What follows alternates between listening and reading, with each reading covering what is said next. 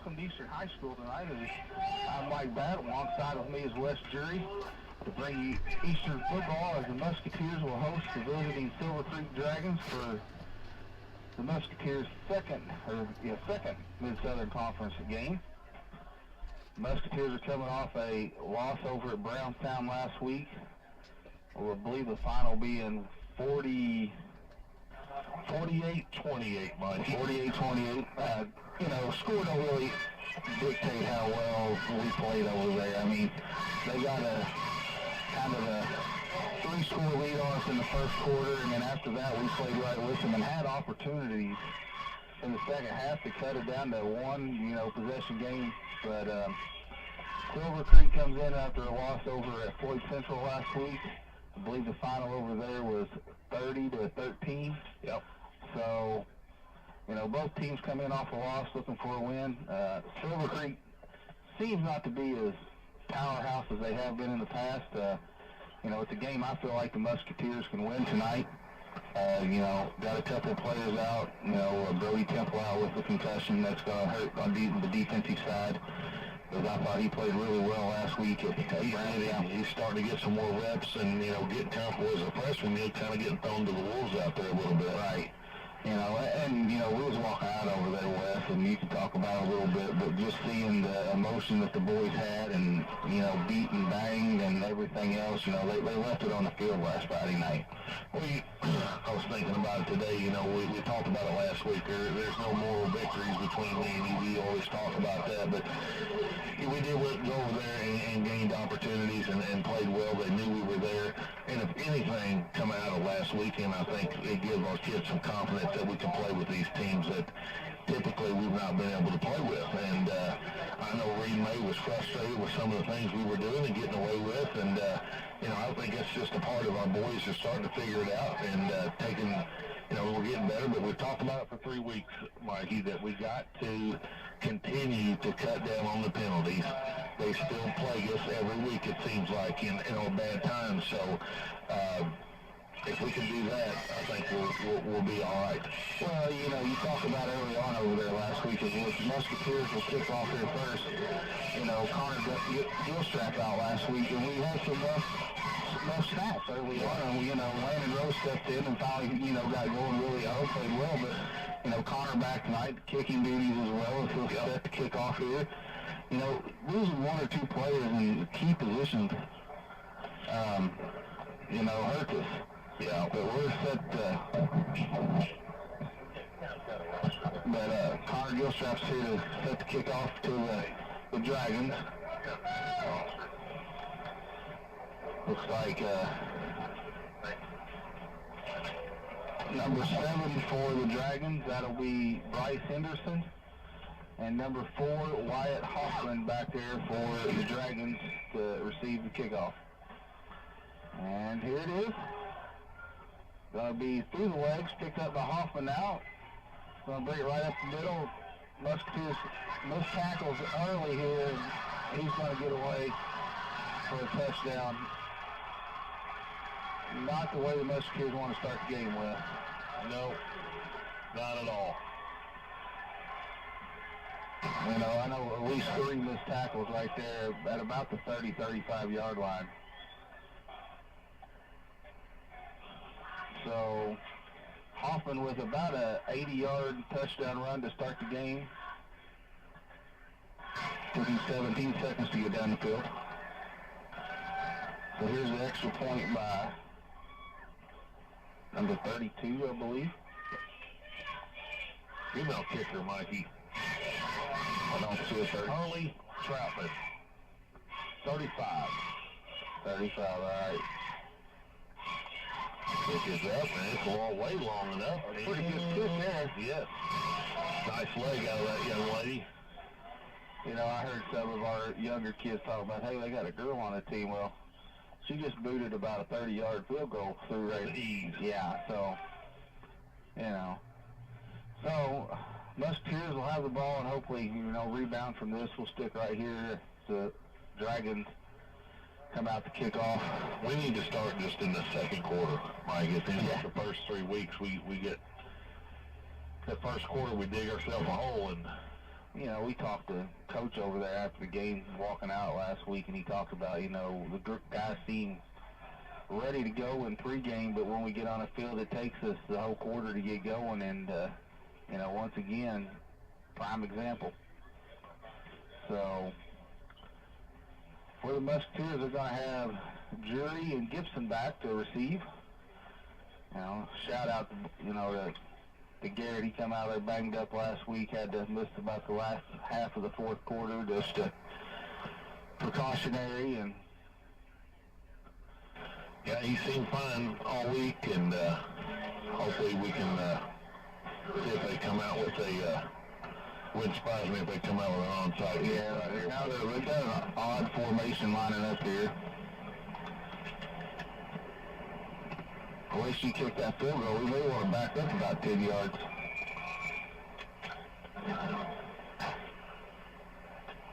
Carly Troutman, there's the kick. Gibson off the front of him. There's a Troutman up and we'll run it back in for a touchdown.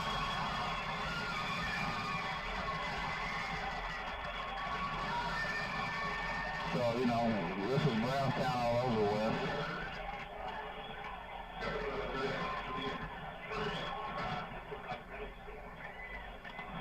So that'll make it 13-0 with 28 seconds into the game, and where they called him down here, Wes. That's got a little bit of a break.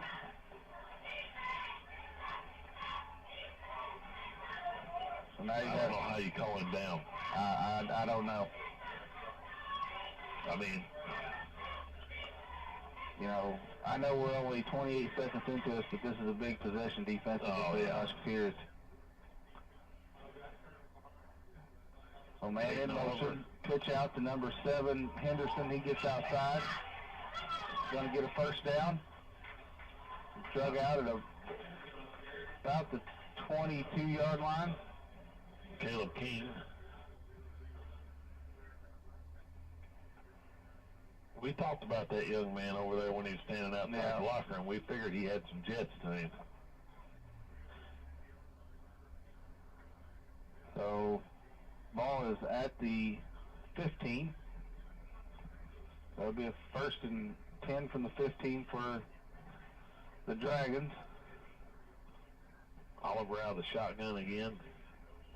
Hand off to number 1. He goes around the left-hand side and gets brought down there by number 11, McBride.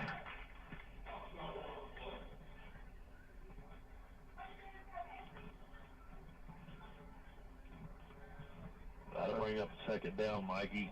About a 2nd and 12, 2nd and 13. Good tackle there by McBride.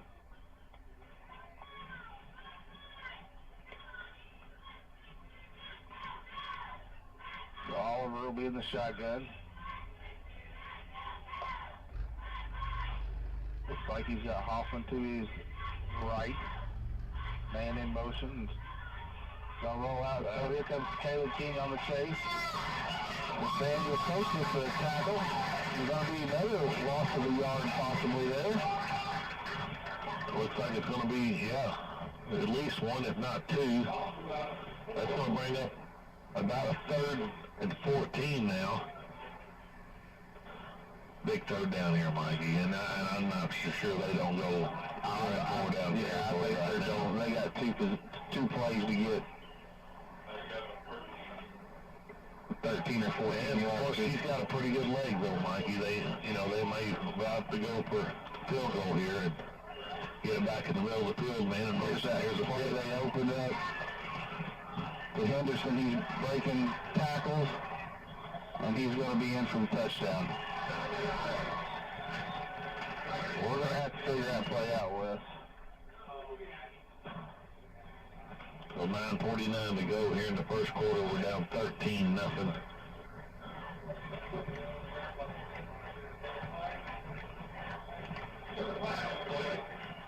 So there's a penalty.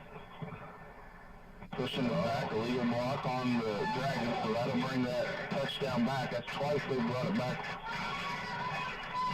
Tell you what, the Musketeers got to capitalize on these penalties that the Dragons are committing right now, because I mean, that's 2 times they put it in the end zone and they pulled it back here, so, you know, now that brings it to about a 3rd and 16 left. yeah.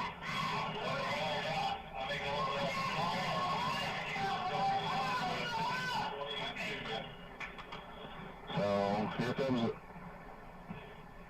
looks like Berkeley in at quarterback now. That's still Oliver. Berkeley's the back to his left. Oliver looking long. There's a pass out to the left. He has a receiver. He breaks the tackle and runs it in for a touchdown. Well, this time, the 3rd time, no penalty, so the Dragons will get it in to make it 13-0. You know, and here's the sad part, Wes, is you look down there on the sideline and you can see the frustration setting in on the Musketeers side.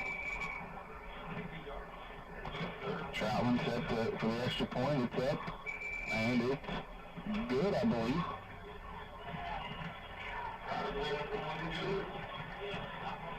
So we'll step away and hear a word from all of our sponsors. This is Musketeer Football being brought to you by Wslm Radio out of Salem, Indiana. Hello, and this is Jalen Hoare over at John Jones. School is in full session across the region, so let's talk safety. School buses are rolling around the community, so make sure that you're always aware of your surroundings. Remember to come to a complete stop once you see those flashing lights and extended stop arms. These kids are relying on us to keep them safe. Speaking of safe, Chevrolet has a plethora of standard safety features, which includes but is not limited to the front pedestrian alert. Front pedestrian braking uses a camera to see pedestrians in front of your vehicle and can alert you or even apply the brakes. Keep in mind all these safety features could potentially lead you to lower insurance premiums. Check out Chevrolet's full lineup here at John Jones. You can find us online at johnjonesautogroup.com or give us a call at 877-473-5. All right, welcome back here at Eastern High School as the Musketeers set to receive the kickoff after the Dragons' 2nd touchdown of the game. Jury and Gibson back. They flip-flop sides now. Whether she kicks it to the right side yet. Now, Well, if she does, you know where they're going every time with it. Well, it's going to be to Jury. He receives it. Good return here by Jury. Great return, gets it up to about the 41. One more, he was out there, I think. yeah, he had about one more tackle to break, and The new sleeves you got him. oh yeah. Them gloves, though, he must not like them gloves. I got it anywhere. Nah.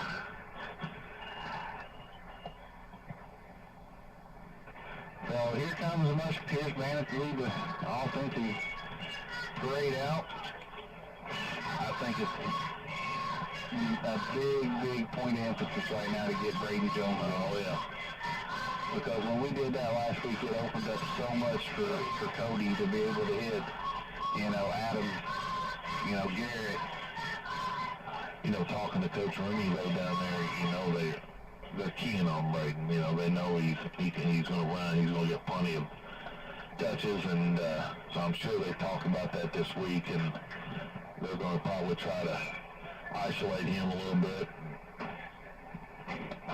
I don't know that I just come out and try to get Adams on a streak down the sideline here and see what happens.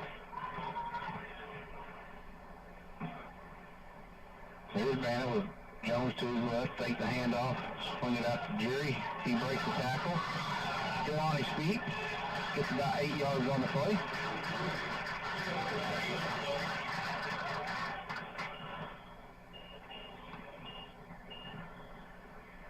Second and 3, Mike, or second and 2, long 2. That's long 2. Manageable, you know, playbooks open up quite a bit here.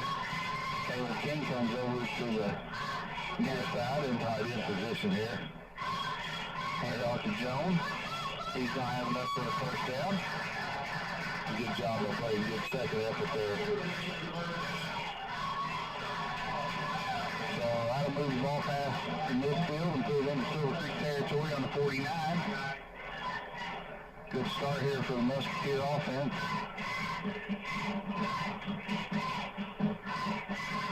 You know, this is the fourth game of the season. You start seeing, coaches getting comfortable with certain kids playing more. Here's the snap. Fake the handoff. Bannish going to roll out. Nothing there. Across the middle. Has them complete big hit there on Christian Rescher there. He got sandwiched between about 3 players there. Pretty good throw by Cody. It was a little high, but, Christian gave a heck of an effort there. I thought he was going to come down with it. I was watching where Cody faked that handoff there, and boy, they were following Braden Jones, and he had all kinds of daylight over there to the right. And there's Bannon out of the gun back to Jones. And Jones is good. Another second good effort there as he picks up about 8 on that carry. I was talking to Coach Ferris the other night at the volleyball game, and, they run this 3-man, 3-5 defense, Silver Creek does, and, he was talking to Coach Dean about if they do this, how are they going to play us, So I could see some adjustments coming here possibly early for the Musketeers. Jones with it again, right up the gut for another first down. Just give him the ball. And they're stacking the box. They got 8 in the box, and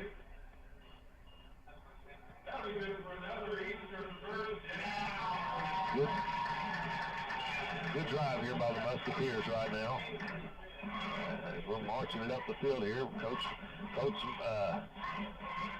Brad down there, he's doing the play call, mixing it up down there for him. Coach Moore, here's a pitch off to Braden Jones. He spins, and he's going to lose about 4 on that one. I thought Cody gave that up too early. Yep.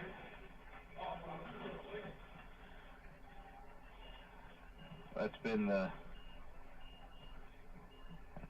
only play that's been not a big play for us so far. Gibson's going to check in for Christian. Bannett gets the play call.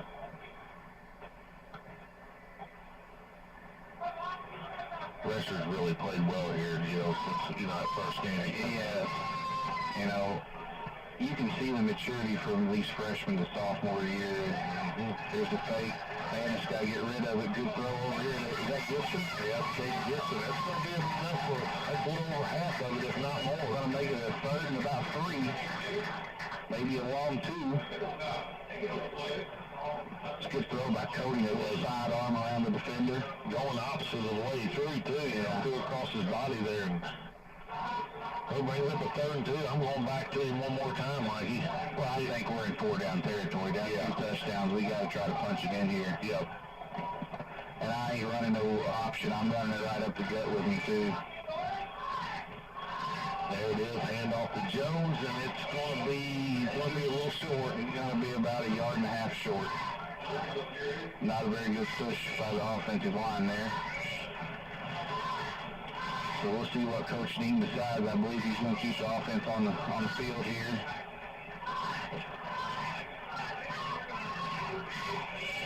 I know we're only halfway through the first, but this is a big possession here. Yeah, we need to keep this drive going, Mikey. We're down to about the 30 right now. There's a handoff to Jones, and I think he's going to get for the first down and then some. He was pushing 3 defenders.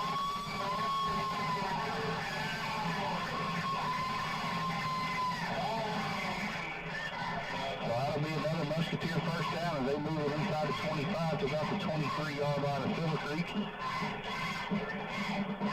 Big 4th down conversion by the Musketeers. They're going to go trips to the far side, and Jury on the near side by himself here.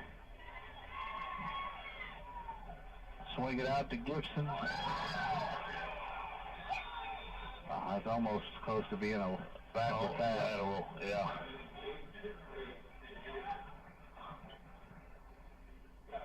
Pretty fortunate on that. I agree with. I kind of thought it was. Yeah. I think right now you just keep it on the ground until they prove they can stop him.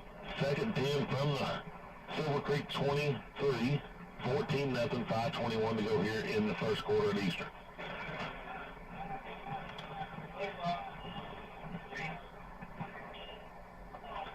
There's a pitch to Jones for the right side, and he gets stood up there, and there was nothing there. That's going to bring up a third down at about 11 or 12.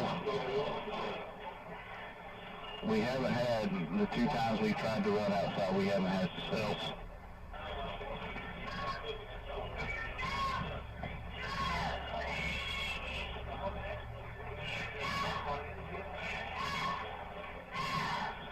We'll see what the Musketeers draw up here on the 3rd and 11. Banner's going to roll out. Mr. Jury, at about the 15, that's going to be close to a first down, depending on the marker. Might be a yard short. Might be just a yard short. We got a timeout. Injured player on the field right now, Mikey. So we'll step away here and word from our sponsors. This is Musketeer Football being brought to you by Wslm Radio out of Salem, Indiana. After a joint surgery, injury, or illness, Meadowview and Salem Crossing are the best choices for helping you recover. Our Moving Forward Rehabilitation Program offers a full range of therapies. We're here to help you return home safely with the skills you need to live life on your own terms.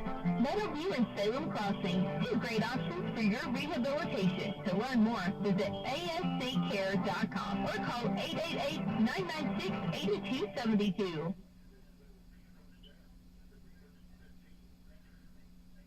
The John Hay Center presents a classic car show on September the 3rd from 11 a.m. to 3 p.m. There'll be a $10 pre-registration fee, $15 on the day of the show. All vehicle entries must be at least 50 years old, a 1972 or older, and there'll be prizes for Mayor's Choice, People's Choice, and Historically Significant. All proceeds benefit the John Hay Center. Food by Bob and Kev's Barbecue, and oldies music from WSLM Radio. The John Hay Center is located at 307 East Market Street in Salem. Mark September 3rd on your calendar. Get your classic ride polished up and head to Salem for a great afternoon of food, music, and fun mixed with a lot of history. All right, welcome back here to Eastern High School. The injury timeout is, I believe that was number 50, Sam Gehring, Jr. He got up on his own, got in the gator on his own, so hopefully that's nothing too serious, Mikey. So back to the game, Musketeers with another big 4th down, a 4th and 2.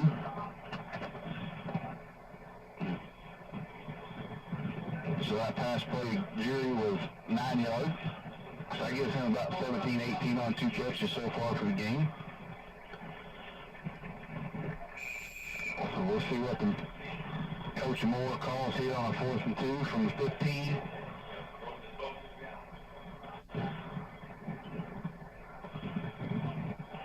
Banded out of shotgun. Braden Jones to his left. Here's the snap, hand off to Jones, and he's going to have plenty for a first down, and then some, if he's going to take it into about the 7-yard line. Good run right there by Braden again. And I don't know if it was Coach Moore, I see him motion, but I don't know if it was Cody, but they switched that play and put it on that side, you know. So good recognition there. So to bring a 1st and goal up from, I believe, about the 9-yard line to where they marked it. So Bannett in the shotgun with Braden to his right, hand off again. He's going to go up the left side, and he's going to get in for the score. He absolutely just crushed that kid going into the end zone. So Musketeers answer back with a touchdown of their own to make it 14-6.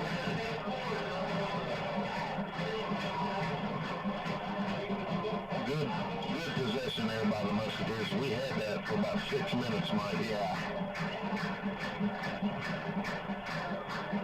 And, you know, I think Silver Creek ran 2 or 3 different, you know, disguises at him, and they had no answer for him that whole possession. As long as he kept it in the middle of the field.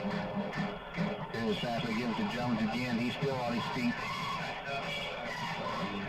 No answer on that. So we'll end up 14-6 here with 3:48 to go here in the first. Silver Creek on top. We'll step away here, word from our sponsors. We'll be back to you in just a moment. You're listening to Eastern High School Football, WSLM of Salem, Indiana. Yeehaw!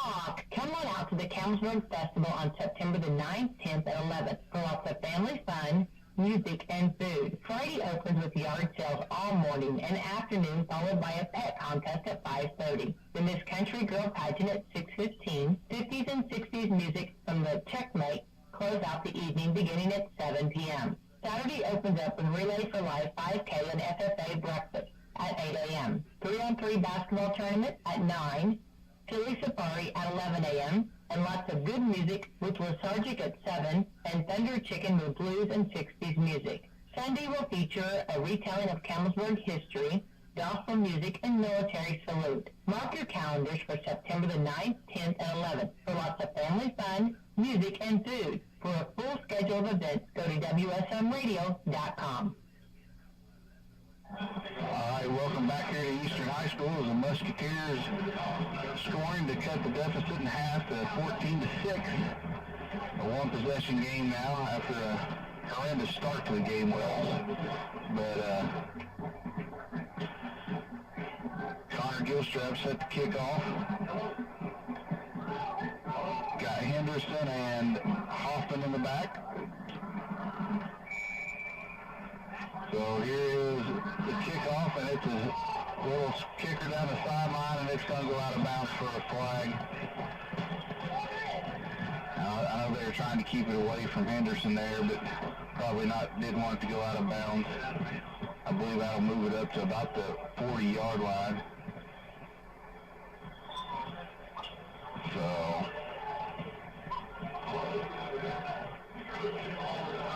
yeah, I'll put it at the 40.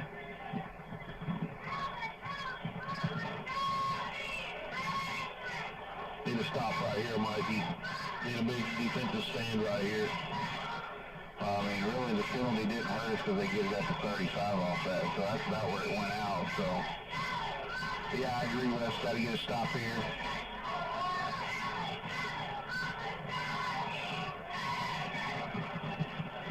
All around the gun one more time. There's a handoff. This tackle. He cuts the corner. He's out to the 30, the 20. Down and out about the 3-yard line. I don't know what's going on, Mikey, but we missed about 4 tackles on that play right there. Yeah, I mean, we talk about our ground game and how, they're struggling to stop it. Well, we're running 1 and 2 plays and getting big shutoffs. Yeah. We can't contain it with missed tackles. I mean, So they run it all the way down to the 4 for a first and goal here with 3:31 as we've had no answer for their offense so far. so first and goal from about the 3-yard line. Fumble here would be nice. Hand it off to him again, and he goes in pretty much untouched. Same play. Yeah, same exact play. So that'll make it 20-6.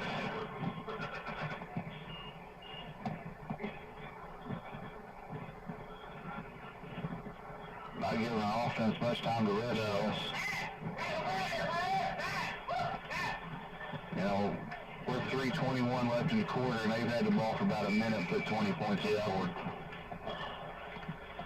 So here's Troutman for the extra point, and it's up, and it is good. Right, she's going to wear that leg out for the first half's over. So that'll make it 21-6 with 3:21 to go here in the first quarter.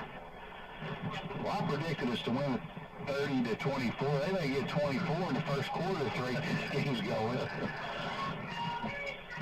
So pretty disappointing, to be honest with you, Mikey. I mean, I'm not going to sugarcoat it at all. I mean, no, you're exactly right, and I don't see that they're doing anything special to. They're just using quickness against us and missed tackles, and Brownstown did a lot more against us last week than we was able, and a lot more physical than what Silver Creek is, and we maintained our own over there, and we've got to figure it out here in the next 3 quarters.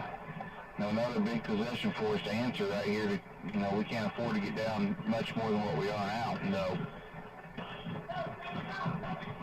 But we got to keep answering.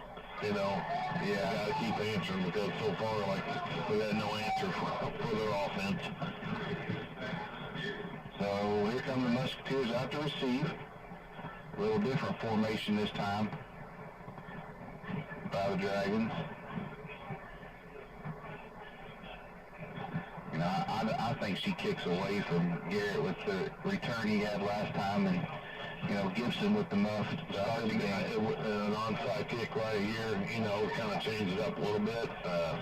I think they understand. They get an onside score. They kind of put a damper on this game for us.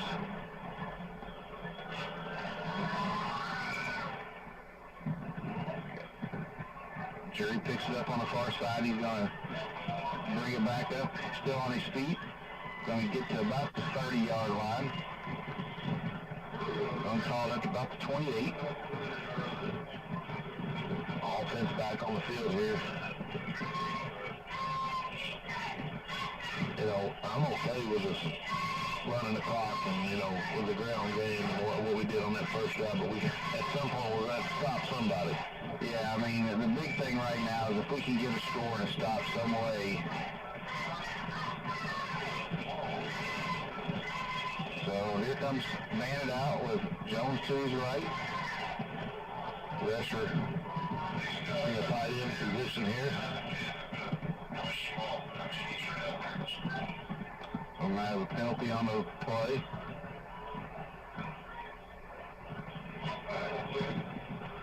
So we'll see what the official calls. Offsides on the defense, so that'll make it a 1st and 5. Yep. That's about 5 penalties on the Dragons already in the first period. So that opens up the playbook a lot more for Coach Moore. Van snap hands it off to Jones. He gives it off this left side, still on his feet, and going to get a 1st down for about 6 yards. Tell you what, if he hadn't slipped right there, he had some daylight. Yeah. Kind of just got tripped up there a little bit, not so much a slip, but so that'll move it out to the 40-yard line. It'll be a 1st down for the Musketeers on their own 40.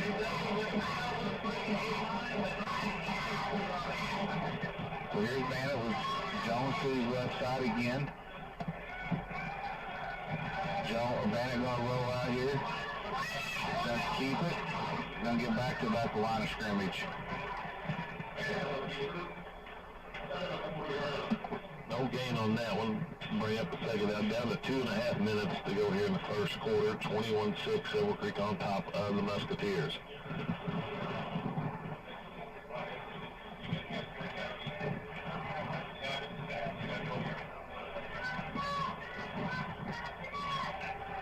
So here goes Bannon again. Hands it off to Jones, and he runs right into his own player. Back up the line of scrimmage, so Run right into our center. yeah, and there's a lot of green on that right side if he could have got behind. Unfortunate for the Musketeers there.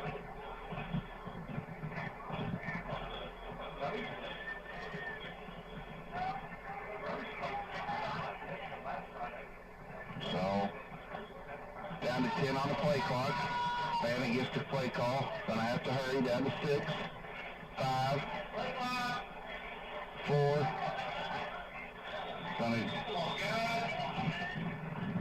So we're gonna get a timeout by the Musketeers as the play clock was about to expire. So, not the possession we wanted to start. Didn't want to burn one there, I don't think, Mike. No. You know, you run, you get a first down, and then you have 2 penalties or 2 plays that go nowhere. So let's see what the Musketeers will draw up here out of timeout. I can talk a little bit about it's been a busy week for you here with the middle school football and volleyball. Talk a little about the volleyball team and the middle school football. I know you've been going to those this week. Yeah, you know, middle school football was off this week. They got 2 next week. They'll play at home Monday night and then go to Corden Thursday night. And, you know, numbers hurt them. They're losing a few kids that they don't want to stick it out. But, you know, for my own sake, my son, he's loving it, getting better every day, working out. So I'm ready for high school football for him. Here's a handoff to Jones on the right side. He's going to get about 2. So that'll bring up a 4th and about 7. They're going to give him 3 on the play. They were going to punt this one off, Mikey. Man is back to punt this away. So you roll the dice here and a little trickery here and see if you can. I think you're about in the position on the field. I'd like to have a few more yards. And Right. So man it back to the punt. There's the punt. Line drive. Takes a bounce. Picked up. Another missed tackle. There's McBride. He's probably going to tackle him and knock him down at about the 37-yard line. You know, and the volleyball team had a big week this week. They played 2 very good teams, ranked teams, Holland, Waynesville, and Mitchell last 2 nights. Played pretty well Wednesday night, struggled last night a little bit. They finally seen some big-time hitters, but they're getting better. they play tomorrow, Mikey. They play in the Corden tournament tomorrow, starting at 10. They play Henryville, who they've done beat, and then a rematch with Corden at 11, and then Tell City at 1 and Salem at 2. Okay. 4 winnable games for them. Here's the fake handoff, throws it out to the flat. Number 4, Hoffman. And he's going to bring it down to the Musketeer 44-yard line. So, we're going to have to figure out something defensively, Wes. Yeah. Yeah, I heard, right here, we're just giving them, we're playing, we're just allowing them to do with their speed. We're giving them way too much, and we're backing off of them way too much. And I think that's a mistake. You give the kid with speed a head start coming at you. You have so many more options. So here is a handoff, and they're going to stop him with a minimal gain, if any. That one, he might have got a half a yard. That's going to bring us to the end of the first quarter, Mikey, as the score 21-6. Silver Creek on top of the Musketeers. We'll step away here, word from our sponsors. You're listening to Eastern Musketeer Football on WSLN.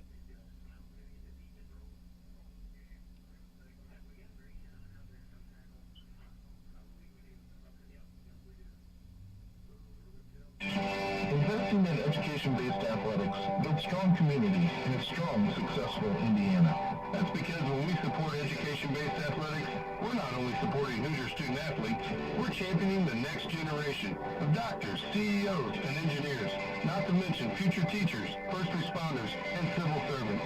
I'm Brian Lewis. And I'm Chris Kaufman. We're both assistant commissioners of the Indiana High School Athletic Association. High school sports are the training ground for our future community leaders, impact makers, and world changers.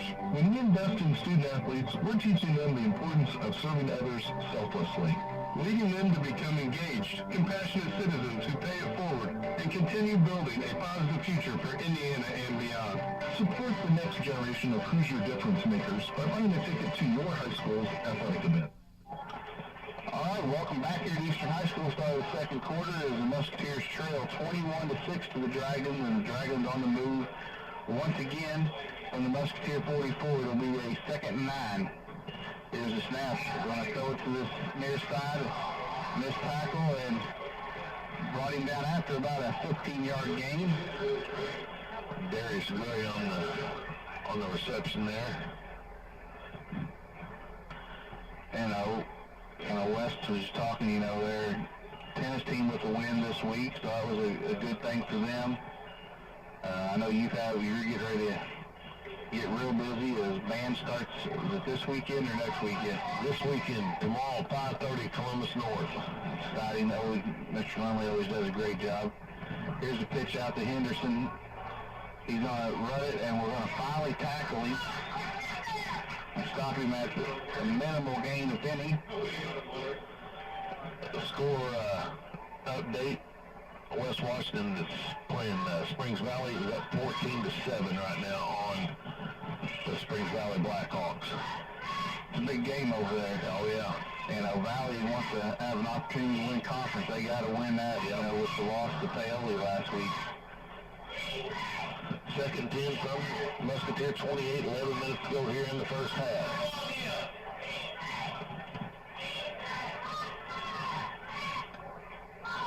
Oliver steps back, throws across the field, overthrows. Number 4 is the intended receiver, Wyatt Hoffman. Passes incomplete, brings up a third and 10. Well, you know they're in 4-down territory here, so we got to come up with 2 big stops here. We're finally getting a little bit of pressure getting to the backfield on them.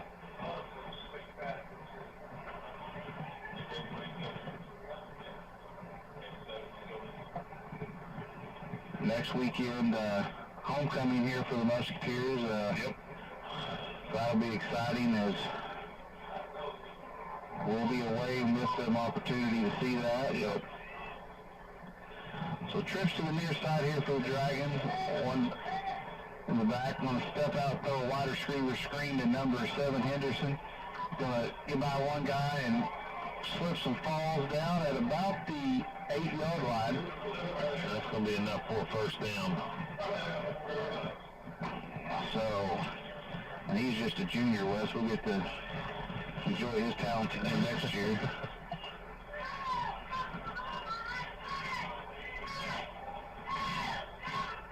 So,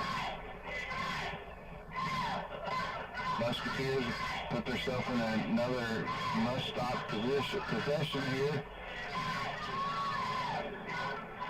Here's a snap. Hands it off, and they're going to get him for a loss. 71 on that carry. Jack Hobbs. Some good pressure there by the Musketeers front line, getting through there and get a stop.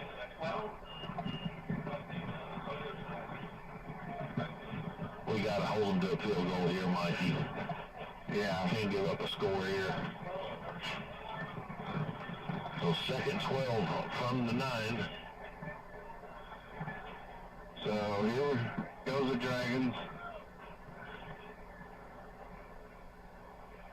Got a motion. There's a slant across the middle, and he's going to be in for the score, I believe. Yep. It's too easy, Mikey. Yeah, that's just too easy. Bach with the score.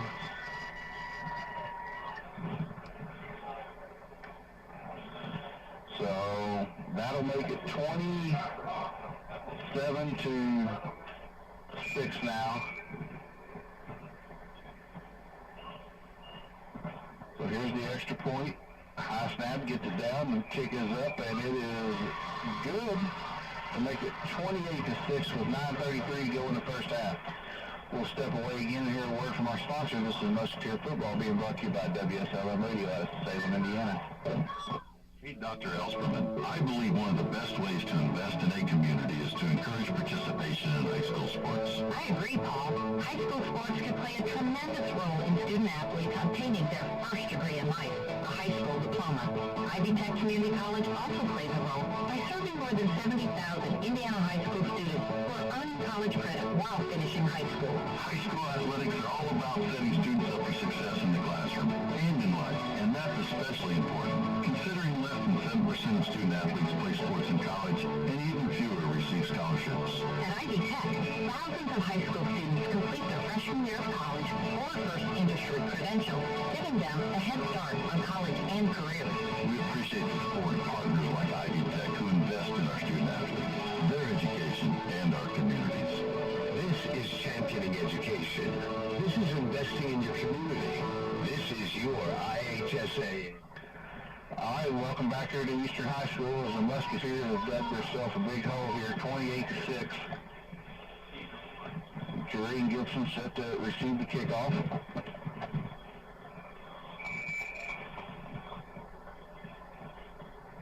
Here it is. Boots kick. Connor Creek with the pickup there. He's going to get it out to about the 42. Not really an onside kick, I wouldn't say.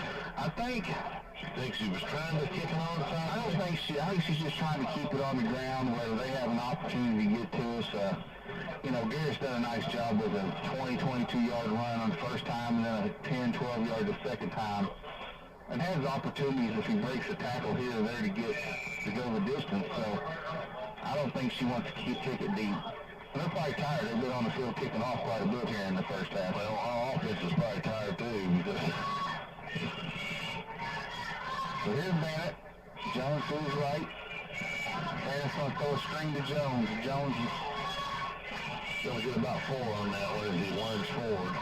He's going to have to do something with them cleats to halftime because he's slipping and sliding everywhere. That'll bring it up to about the 45. And bring a second and 7, I believe. Yeah. That's the play right. Silver Creek hasn't seen yet. Here's the snap. Bennett steps back. He's going to go deep on Andrew Adams. He's going to catch it out of bounds. That's caught out of bounds. There's that strike play, Mikey, we've been talking about. Haven't said a word about Andrew Adams, and there he is. And I mean, about 10 yards before he caught that ball, I thought, man, he's going to turn it up to get to it. But, you know, it was a perfect throw just out of bounds. You know. So that'll bring up a 3rd and about 7 now. see if Braves can get us 7 yards here.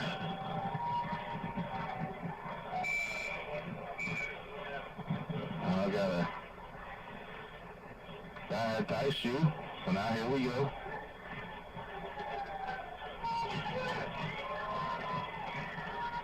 Adams near side, Drury far side with Lesser. Tight end, there's a throw. Pass is complete to Andrew Adams. And we got a flag. It's going to come back as Aiden Miller got caught for holding.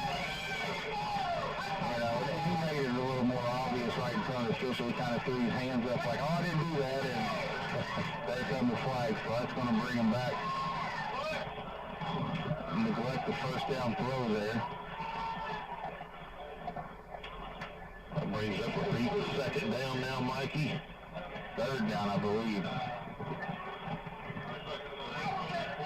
Third and about 17 now.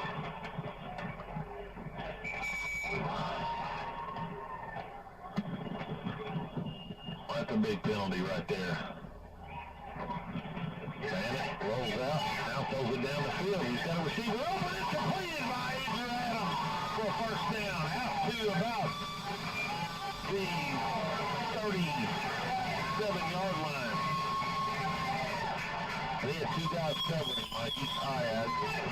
Great throw to start with, but he comes down with some of the steps that you just don't think are possible, and the concentration he has. I think the Musketeers got hurt yesterday a little bit. You got them backpedaling after that a little bit. Go back to the ground to Jones. Jones still on his feet, taking guys with him, and going to get about 5 yards, 6 yards on the play.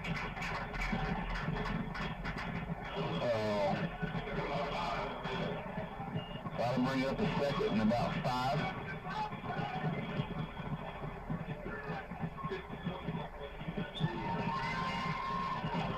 7:53 to go here in the first half. 28-6 Dragons on top of the Musketeers. Musketeers driving, ball on the 33-yard line of Silver Creek territory. 2nd and 5. Banded out of shotgun. Hand off to Jones. Jones muscles his way up. And I believe they're going to push him, but he's going to have enough for the first down. It's going to be close. And I think they're going to give it to him, Mikey.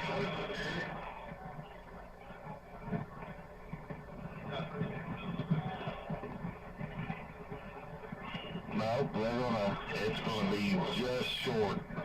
From where that ball's laid to where the marker is over there, I don't know how it can be short, Wes. Yeah. It has to be right on the marker. So I'll bring up a 3rd, and we'll call it inches, Wes. Now, if I'm telling you, I'm going under center right here and getting the first Right, especially with 3 fronts that they got. He's going to air one out. Bennett, plenty of time. He's going to take off running. He'll run it out of bounds.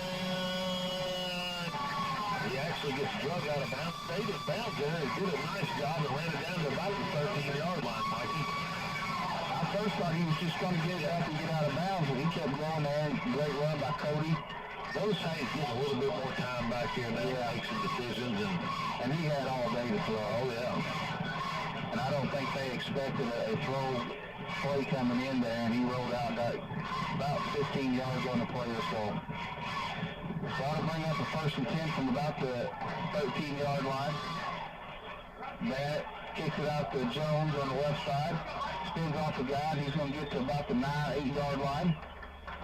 So gain of about 4 yards there. He's given that pitch up a little bit too early, in my opinion. I agree, Mike. He's got to make them commit a little bit more.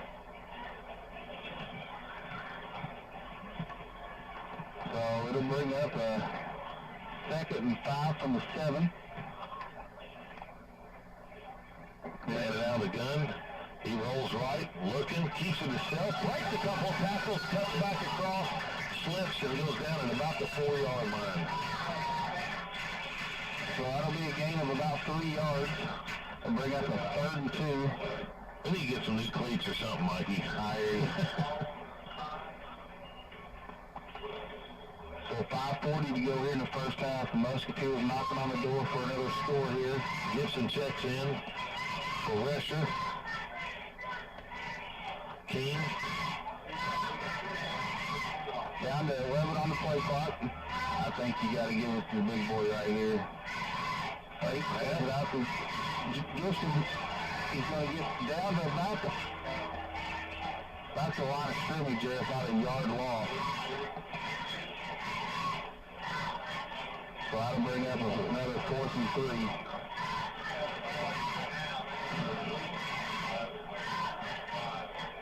So let's see what the Musketeers do. They can get a first down without scoring.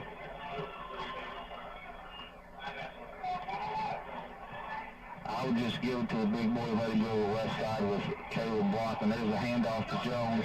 He's going to run it in.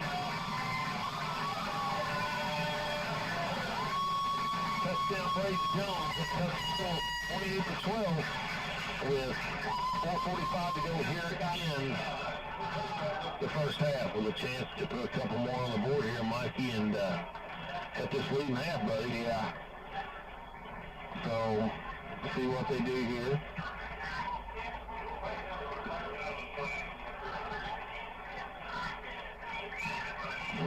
Here's the snap. Fakes it. Bennett rolling out. There's a penalty. It's good. Let's see. That jury on the catch. Jury on the catch, and I believe they're going to get him for...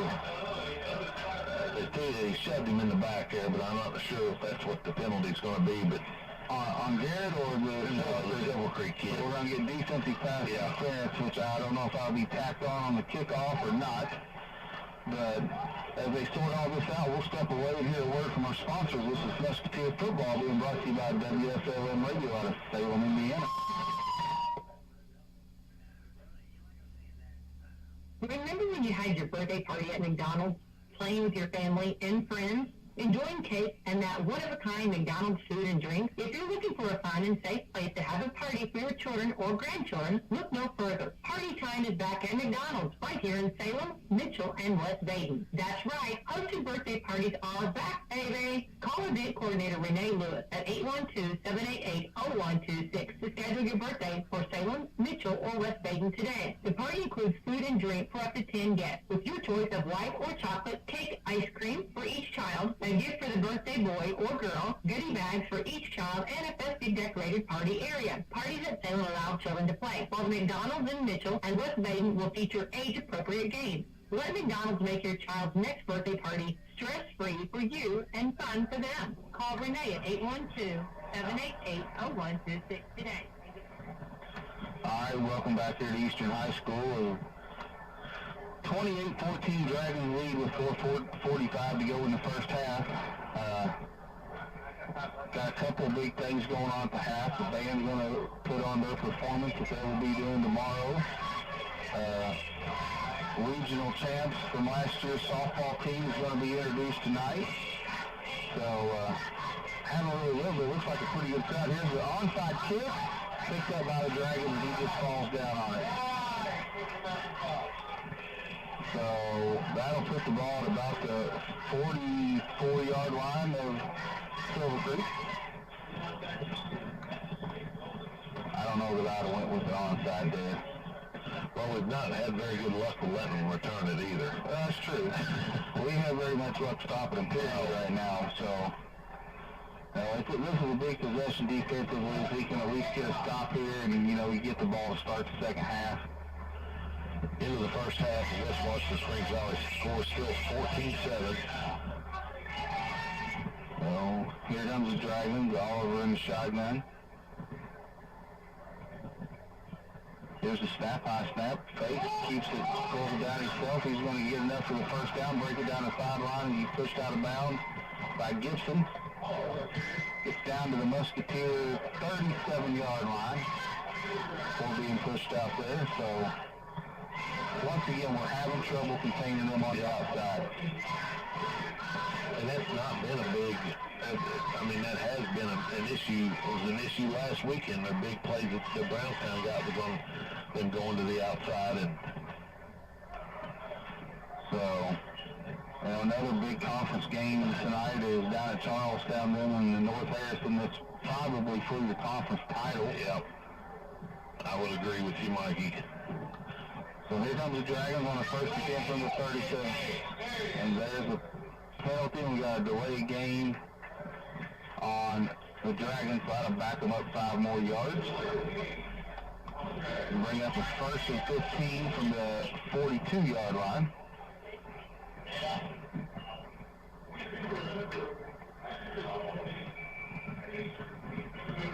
So 4:06 to go here in the first half. Don't want to give up a score here, Mikey. No. Don't want to give up a score here. I'd like a turnover if possible. Yeah. So here we go. Oliver's going to roll out and going to air one out long, and it's overthrown. Fortunate because Henderson had a 5 yards on McBride there. Yeah, he did. Yeah, he did. So that'll bring back a second 15 now. It's a pretty good arm right there by Oliver. They put us in such bad positions, Wes, with the speed on the running game, and now, the speed of getting by our defenders, throw the football. But I think to your point earlier, we got to start playing a little bit closer, quit giving them so much. Oh, yeah, you can't let them get the quickness coming at you and having all the momentum. And we're going to throw it again, a real quick slant. There's a tackle by Gibson, a gain of about 7 on the play. Yep. So they cut it in half. It'll be about a 3rd and 8, 3rd and 7. So they're going to call it a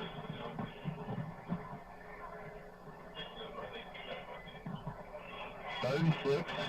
I'm going to give him 9 on the carry, or the catch. Big third down right here for the Musketeers. Oliver looking, breaks a couple of tackles. He's going to have enough for a first down, and he's going to march it right on in.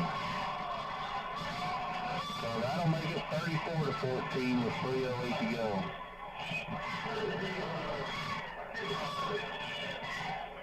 I would say the halftime speech is going to be a lot of defensive talk. Yeah. So here comes Troutman out for 5th extra point attempt of the evening. She's 4 for 4 on the night. And hasn't even really made them close at any point. That one's up.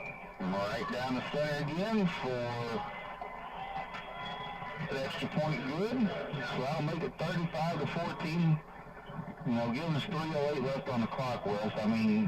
I'm trying to think positive here. If we can get a score at the end of the half, get the ball, get another score, you cut it to a one-possession game where you got to figure out your defense. We need to score right here.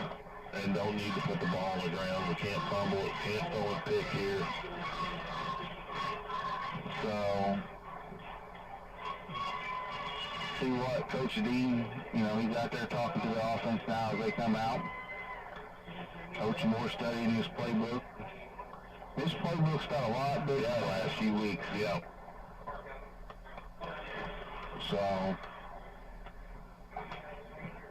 ex-college player has been a huge asset to the school, the football program. And an outstanding gentleman. Oh, you couldn't ask for a better guy. Outstanding gentleman. I'm fortunate enough to coach his oldest boy. He's in Chase's grade, and I mean, you couldn't ask for a better family. Well-represented young men that he's raising. So, see what the Musketeers do. See if Silver Creek tries to put one on the ground here, or they go to the air on the kickoff again. So, Troutman, the ball fell off the tee. He resets it. And here is the kick. Gonna be picked up by a jury. Misses one guy. He's gonna get tackled by about 3 guys at about the 35-yard line. He's got a nice job of at least making the first player missing and getting extra yardage. So here comes Bannard again for the Musketeers. 3 minutes to go here in the first half. 35-14 is the score. Silver Creek Dragons on top of the Musketeers. Done a nice job, as far as offensively. I think we've done some good things, Mike. It's just defensively we've not had an answer for them. Right, I agree. What you talked about, Wes, we did not need to happen, and the miscue on the snap, likely to fall on it, and that's going to bring up about a 2nd and 13, 2nd and 14 now, as the clock continues to run down to about 2:40 to go here in the first half.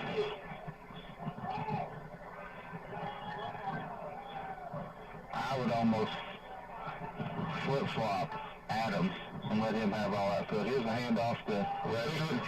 He's got a first down run out to about the 42-yard line. Not a first down, but he got over half of it back, so that's going to bring up about a third and short 5, Mikey. Yeah. So we got to have a little bit of urgency here. Yep.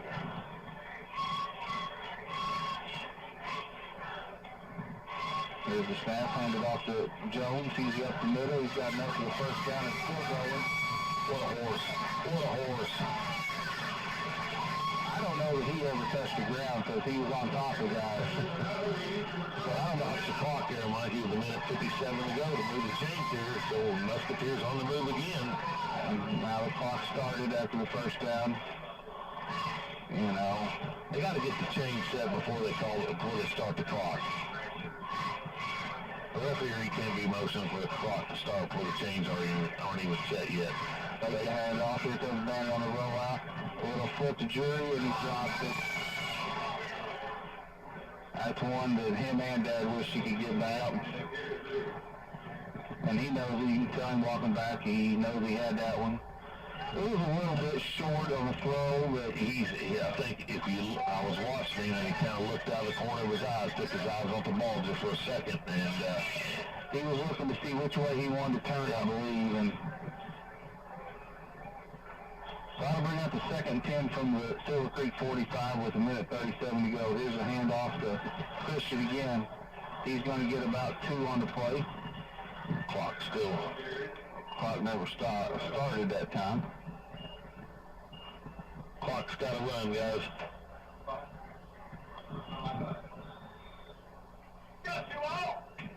So, minute 30 to go. I'm bring up the 3rd and 8 right here. We got to go. There's Bennett, rolls out to his right, throws to Oliver, through his hand. That's 2 right there on this possession that, the Musketeers could have, really needed to, now with a minute 17, do you punt it away, Wes, or are you going to go for it on 4th and 8? I think you got to go for it. Got to go for it.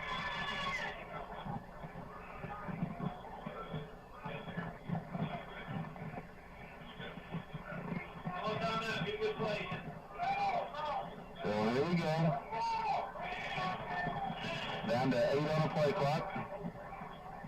There's a snap. Man's going to roll out again. Throws it over the top. Caught by Adam. Going to be down at about the 20-yard line with a minute 08 to get, minus minute 09 to go in the first half. That was a perfect pass. Right over top of them. Perfect pass from Bandit. And they're going to put it at the 21-yard line, 22-yard line. The Musketeers on the ball. The chains aren't even set yet, and this guy's most important to start. So here's Jones, and he had a big hole. They got to put it back to 109.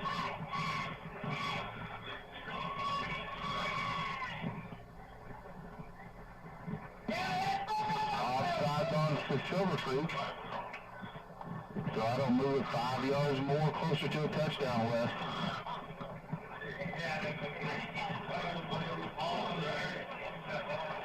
So that'll bring up a 1st and 5 from about the 17-yard line.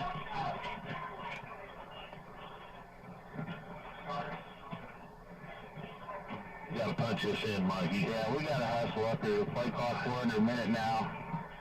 You're going to have to give yourself some time to run at least 3 plays here. Yeah, we got to get going here. Down to 50. Hands it off to Jones. Jones trucks one of his own players. He's down to about the 10-yard line. I think you got to call timeout here. I believe he got it. He got the timeout with 42.5 seconds to go here in the first half. Timeout, Coach Dean and the Musketeers. So that'll give us, I believe, 2 timeouts remaining. With the Brownstown, you got 4.5. I'm assuming that that's just a Brownstown rule, or if it's 3.5. So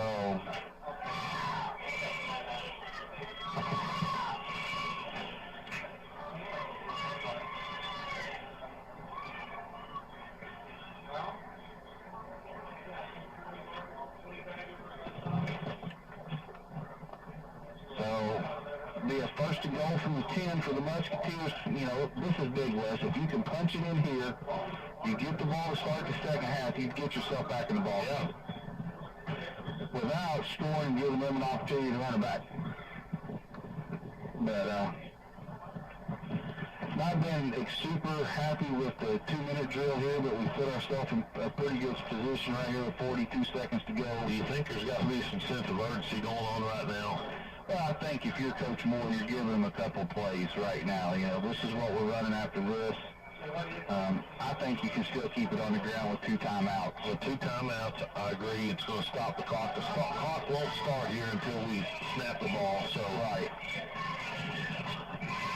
So we're going to go with split backs. There's a handoff to Jones up the left side, cuts it back up, and he's going to get down to about the 2-yard line. You know, I know you're thinking timeout, but you don't want to lose them any time here. And you're at the 2-yard line.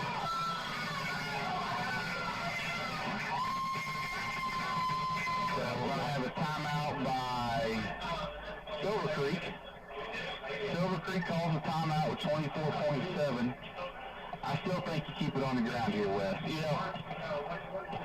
Goes Jones for the hat trick already in the first half. I mean, you walk to the line and you can tell them who you're going to give it to. I don't think they have an answer for him, but,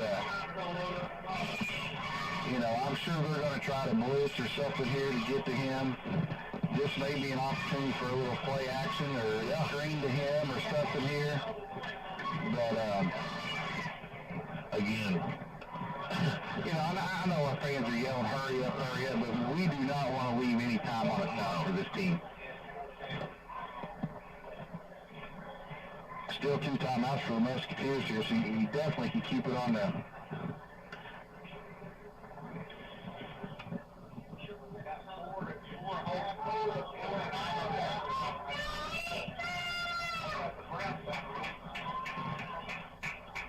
So here we go. Musketeers come out of the Silver Creek timeout. Got Caleb Jones in as a blocker now. Going to give it to Jones one more time, and he's in. So 35-20 now, with 21.4 to go. You know, Musketeers will go for 2. Musketeers don't kick. They go for the 2-point conversions. I wish wish we had a Troutman over there on the sideline. Well, done a well of a job. She has, you know, kudos to her. Yeah. But, you know, you just give it to Jones right here and let him go to work. I mean, so...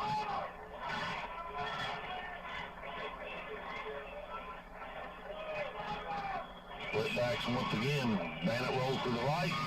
Shows it. Pass is incomplete, intended for Braden Jones. So no good. I don't like that play call there. I'd have rather kept it on the ground and let him run it in, but that'll cut it to a 35-20 lead with 21.4 to go. Can't give up no big plays here, Wes.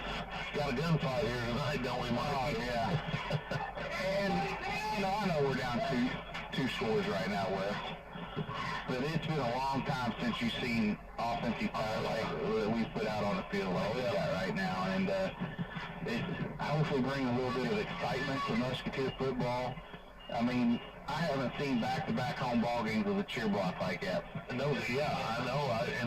I look down here at our stands, and our stands are pretty well full down here, all the way across. And Silver Creek's got a good crowd over there. And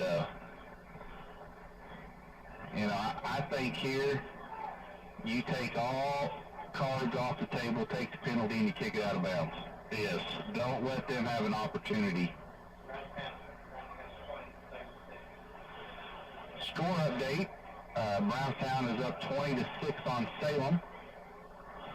So Brownstown's got a solid team over, you know. yeah, The quarterback's he's tough, and that offense they run is really, really tough to read, and you know, caused us problems last week. Finally figured it out a little bit in the second half there. But here's the kickoff. Kick. Covered.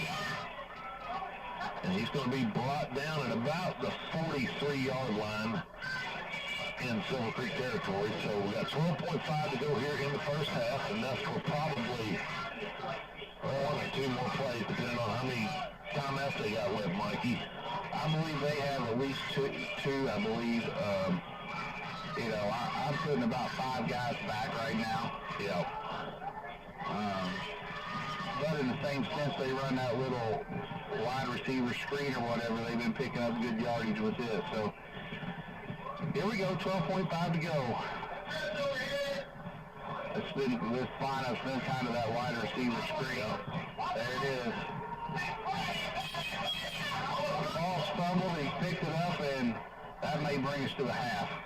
Because I think Silver Creek will just take it to the locker room on that play as they're fortunate. They call a timeout here. I believe Silver Creek got the timeout with 2.8 seconds to go here in the first half. Man, if we could have come up with that ball, give Cody one more chance at the end. Yeah. So, 2.8 to go for halftime.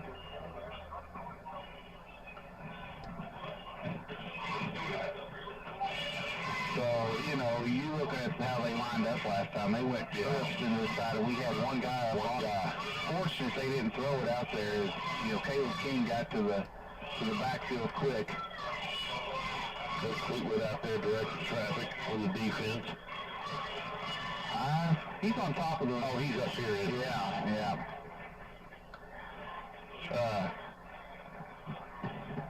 You know, big 2.8 seconds here. Can't give up nothing.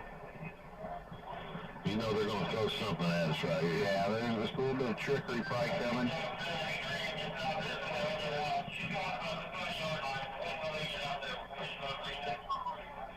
So, here we go.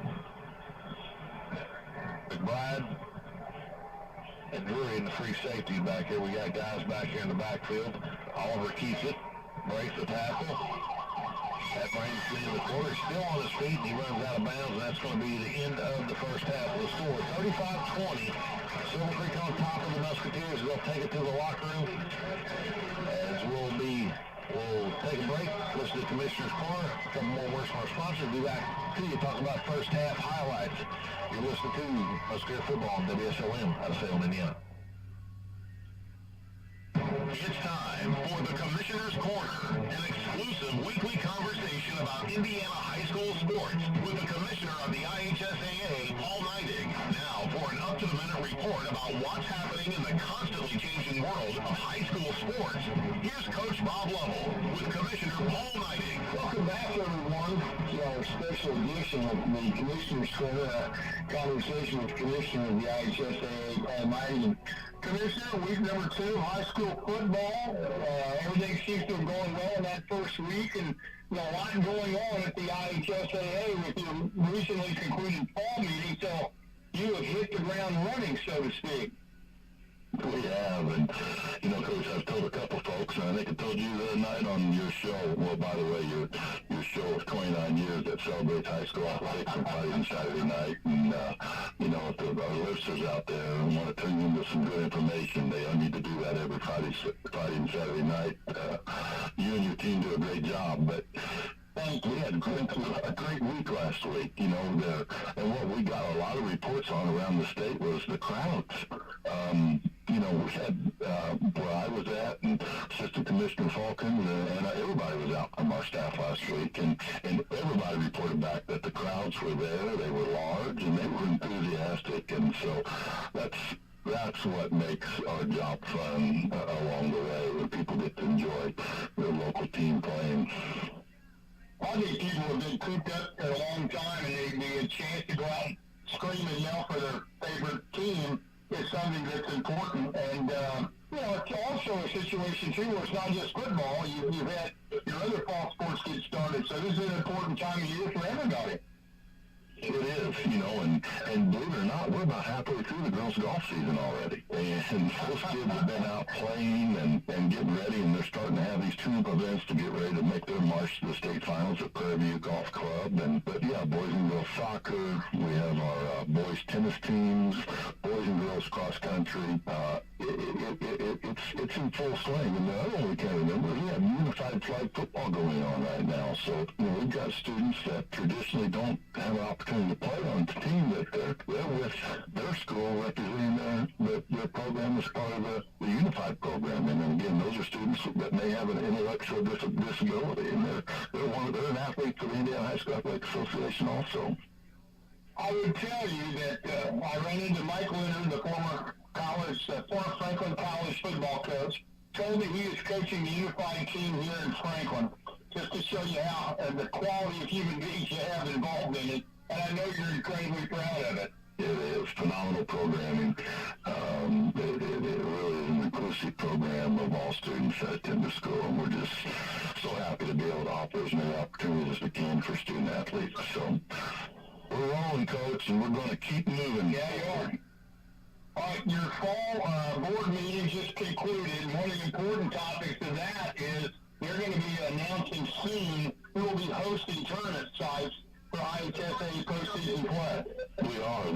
Those are approved by our board of directors yesterday. So everything in our winter offering, so boys and girls swimming, boys and girls basketball, wrestling. So we approve host sites for all those events, and so they're going to be announced this week yet. But one of the things that I think people need to pay attention to here is a couple months ago we changed a little bit of a change in the format to the boys and girls basketball tournament, to where we now are going to have 4 teams in the same class will attend a semi-state site, and there's 2 games in the morning, and you advance, and the traditional 2 games in one day will actually be played at the semi-state round. So it's going to be a lot of fun basketball. But what it does is it puts 4 more facilities in our state hosting semi-state events. So that old destination, back where I come from, there'll be some folks leaving their hometown dribbling a basketball to where those games are being played, just so they can watch their teams play. And we really think it's going to be a great weekend of basketball, and that's going to be announced. Those locations will be announced yet this week. It's a busy time. Are you guaranteeing good weather this weekend? We're guaranteeing that the weather's going to be good enough to play football. Thanks for listening to the Commissioner's Corner with IHSAA Commissioner Paul Neidig and Coach Bob Lovell. And thank you for your continued support of the high schools in your community.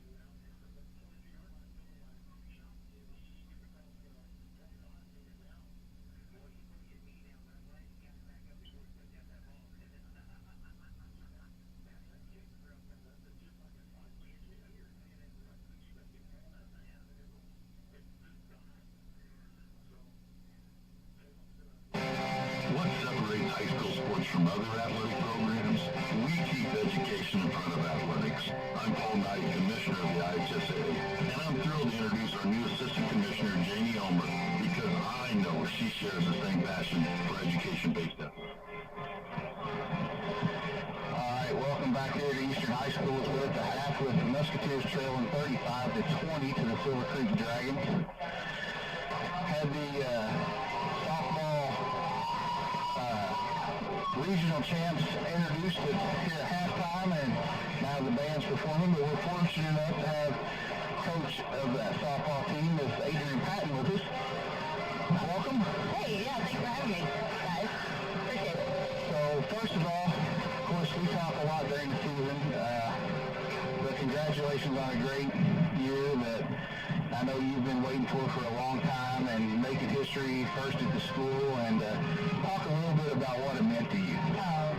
Coming from alma mater here at Eastern High School, just being around this facilities alone makes my heart jump. Even coming out here tonight, just re-celebrating, it brings back all the love that we had that evening, first evening sectional win, regional win, and then semi-state. I thought doing it as a player, basketball and volleyball was a thing, but doing it as a coach and watching these players win, it was the best memory I've ever had, probably always will be, unless we can pull off a repeat, for sure. We'll talk a little bit about, starting the season off to a rocky start, and just how things started coming together as you got to the end of the season, and what you kind of thought was the turning point to really get the ball rolling. Yeah, for sure. Even from the beginning, I just told the girls that my vision was sectional, and once it was a buy-in factor. Once they realized that my vision, their vision equaled out, it was great. Putting people in the positions that they were stuck in or stay in made a big difference. Working on their bats, bats got strong, pitching, elite pitching all the time. We had three people to choose from. Nobody's really getting tired. Breaks came on strong. Our bats were phenomenal. Everything landing at the same time, at the right time, and realizing just at the very end, we're on all cylinders, just right at where it matters. And you talking about bats coming on, I think it was a record year for bats, for your batting average. You talked about at the banquet, and the pitching, having the options. I don't know if you've ever had three pitchers that you could go to at any point, and all different in any aspect of the game of what they do. I can remember in COVID year, I was so excited I was going to have two, and then COVID struck and there was no pitching, season off. So, having three, I don't know, it's a privilege for a coach in a two-way school anywhere. Most people only have one, and if you get two, you have one really strong and one kind of, but we have three that we can play any time, and so that right there as a coach is a blessing. But definitely the bats, and we're here to award ceremony, and I say anybody that's fat, 450 or over, you stand up, and there's 7 people to stand up. I just don't know. We have 10 players on your team. What more could you ask for? One thing, going to that sectional championship game, going to the regional game, one thing I seen you kind of leaned hard on Bracey there through that run there. Talk a little bit about the way, having two other pitchers that didn't get the nod. They took that up, they took the role there, and, was good with it, supported Bracey, and just, the decision of the coach, and I think that says a lot about the team that you got. I think so too, Wes. We were just better defensively all around when Bracey's on the mound, and if she's pitching the way she's pitching, which she was, you just don't make any changes. My coaching philosophy is if it's not broke, you don't fix it. You just go with it. Batting order is working, you just keep going with it. Maybe I'm superstitious, and I guess I am, but nothing was going wrong. She was throwing strong, hitting all the spots. I mean, she just was phenomenal in their run, and all the other girls playing defensive spots. We're sitting in the field almost 1,000. Batting averages are high. Bracey's throwing, checking out 4, 5, 6, 7 players a game. So there was just no reason to change anything at that point. I think it's, the point I was trying to get you to touch on was that your team is a selfless team. Sure. It's not all about one individual. It's about the team and this run that they had, and there was one goal in mind, one game at a time, and and whatever it took. Yeah, it was one more for sure. That was our philosophy. And I'll tell you this, when we got the bus and got to Forest Park, even Forest Park wasn't in there, but the admin said, just 10. I was like, that's all we got, it's 10. And so that was kind of funny. He's like, no JV. He's like, I had them. They'd be here. We need backup. But, those 10 girls were so close. They didn't, they bus assignments, but we just travel too. They love each other, and you can still tell when 5 of them play on the varsity volleyball team, all 5 stars, all 5 there. They just, fall through like that. They're just together, and I love it. I mean, because it makes them really, the bond stronger, and like you said, they're selfless. They know where they're going to play. There's no animosity. They just go there and get the work done. That's awesome.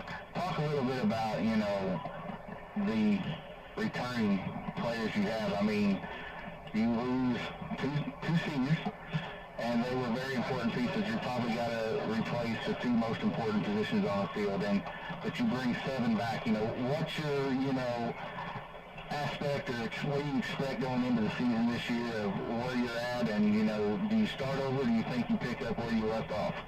I definitely think we have a lot of let's leave it where we were and move and start there, because always before it was like we were starting fresh and just kept starting fresh. And 7 people back, and all those are position players that basically are set. Losing 2 players out to us. Natalie's great, Katie phenomenal in catching. We have to make a catcher. If we have athletes on our team, I'm confident we'll find somebody to get behind the plate and take over, and that'd be great. But, sound pitching, and, we have a middle infield set. We got Malia and Tyler Batt up the middle. We got first baseman, a couple options there. I just think our positions that need to be are sound, and we can go around that. I know we have a couple freshmen coming up. I'm excited. I've heard about them. I can't wait to see them. I saw them a little bit in middle school ball. I really think with the sound people that we have returning, and all those are already in the position because we started last year, every single one of the starters, I think we can fill the gaps, and I think we'll be just fine.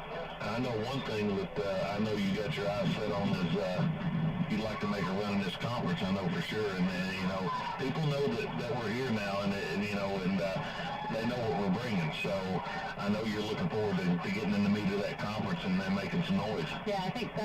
We played New Albany 4-2. We played and we played back with them and took 17. I think it was 2-1, if I'm not mistaken, maybe 3-1. I'm not quite sure. Both pitchers I reached out to see if we want to play. I'm constantly playing them because I think if we play those teams, when we get to Senate State, should we get there, then we have places like that to move forward. And I think we opened some eyes, and people kind of understood that we're back on the map. Yeah, I agree. I'm excited. I can't wait. There's a big change, though, this year with Brownstown possibly coming into our section. And everybody's kind of saying, well, now Brownstown's going to win. And I look at it as a challenge, but we played one of our worst games against them at the beginning of the year. I think we're just as good. We're not going to be better next year. And, I think that just opens makes us going to make us even better and hungrier. I think now the girls are already approaching games too differently because they can come in knowing they can win instead of coming into the games thinking, oh my gosh, maybe can we win. I mean, they're coming in now as winners. It's a totally different way to come in when you approach each game. They're coming in now as champs. And as long as I've been here, this is my 6th season, I've never coached a team yet coming in the winners. So I can't wait to see the confidence level and how we approach this season differently even from the start. Well, one last question, we'll let you go. I want to give him props, but your dad. Oh, God. What did it mean to have him on the staff to go through this run with him? Being with my dad, being out there, I just love it so much. But looking at him with the kiddos, and calling Papa, everybody just embracing it. Being, my husband always says assistant coach, it's just a family affair. But honestly, being with my dad like that is probably one of the best moments that I'll take with me forever in my life. It's awesome. Well, He's a great guy. I got one last question for you, and I know you're a sports fanatic. You watch all sports. You watch football. Oh, yeah. I don't have to repeat those inside of bed, but yeah, come on. So, what do you think about this football team? What you've seen so far, what's your thoughts on it? So I love football. I don't know if you guys know, I'm a huge Alabama fan. I think we've done an awesome job. I know it's a struggle in small school. When we were in high school here, of course, we went to other schools to watch football, so I'm so glad they have it here. It brings a lot of money to the school. But looking at tonight, I know Sydney and Kylie and all my kiddos now, they tell me about the football team and how much they're better, but you can just see them run the ball, passing, making plays. But even 2 or 3 years ago, there's no way. So the improvement here is phenomenal. To make it, I know they have to play both sides of the ball, so it's hard on those boys. They're taking it and they're improving. And I even think just like our softball team, they're doing the same way. They're making strides. They're every time we throw them at, so awesome. And kudos to your kids being down in that cheer block. Oh, yeah. We've not seen a cheer block like that at a football game. I can't see every single my softball girls had red, white, and blue on. They just pulled this t-shirt over, so I'm glad for it. Adrian, we appreciate you stopping by, and you know, I hope to. I know I promised last year, but I hope to bring some games to the radio this year. You know, so I'm excited for the season and keeping going, and I want one more chance at that semi-state. Yeah, same. One more. And thanks, guys, for doing what you do. I appreciate you having me out here today. Thank you. Thanks. Coach Patton, once again, congratulations to that softball team from last year making history, making a run to the semi-state. A few hits short of advancing to that championship in the semi-state. I mean, you had 2 runners on with 1 out, but now back to football, Wes. You know, look what's popping over the tree line over here, Mike. It's full moon. Strange things happen when there's a full moon out, dude. And we're getting ready to get this ball back here.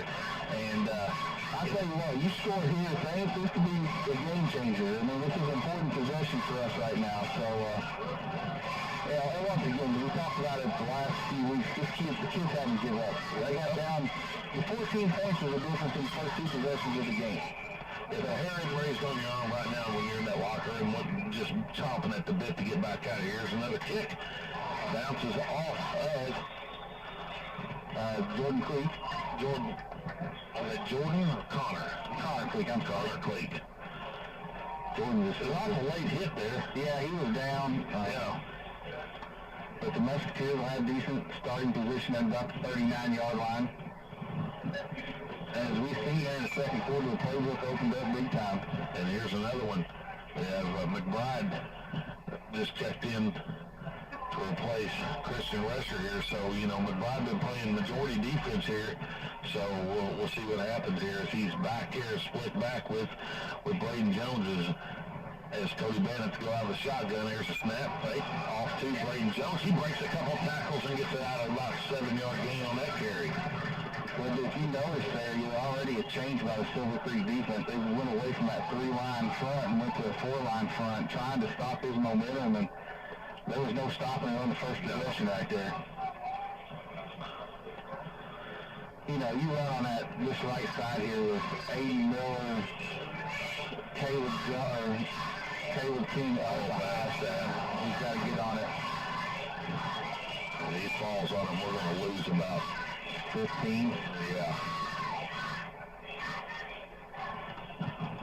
Well, that's going to put us way back here, Mikey. So you got to put that behind you here, Wes, in the focus. You know, it's a 3rd down and long. We were in a back up a while ago and made a big play.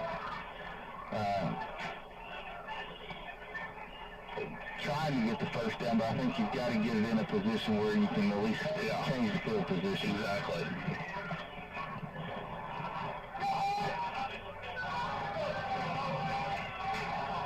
Bennett rolls left, throws it up in the air, and he's going to throw it out of bounds. There's a flag on the field. I don't know what.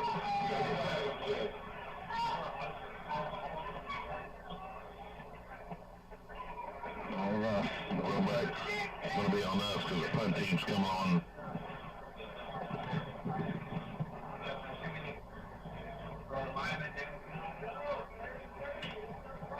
Kind of a mix-up on that play as I think Cody was wanting him to break long, and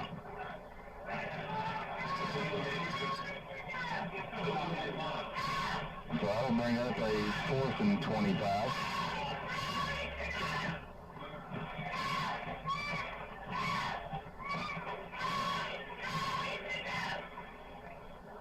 There's a ball on the 25-yard line.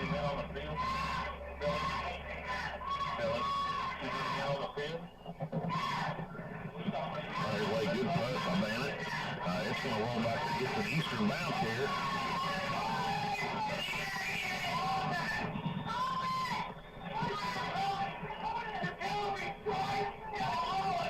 I almost think that touched him. So, good punt by Cody Bennett, and that'll put Silver Creek down at their own 29-yard line now. So we didn't get the score, Mikey, we were looking for coming out of the halftime here, but we definitely got to get a stop here, bud. Yeah, and you know, the frustrating part is we didn't have miscues like that in the first half, and we come out with them to start that, and you see right away that, you know, Connor and Cody get together here, and they're going to work on it right now here on the sideline. They're going to get about 5 on it.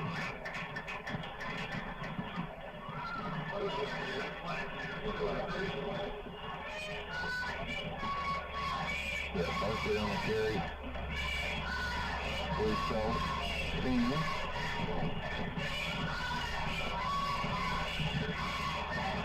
So, 2nd and 4 is what they got on the board.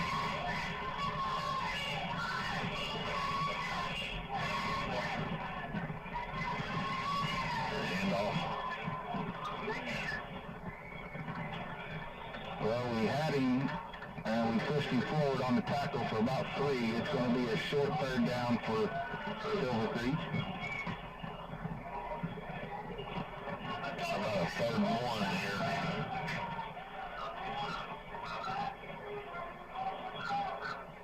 So, you know, Silver Creek has a lot of options here on a 3rd and 1. You got to be careful what you do. I look for him to keep it on the ground. There's the handoff. That Berkeley again, as he's going to get about 20 on the play. Enough for a 1st down and then some.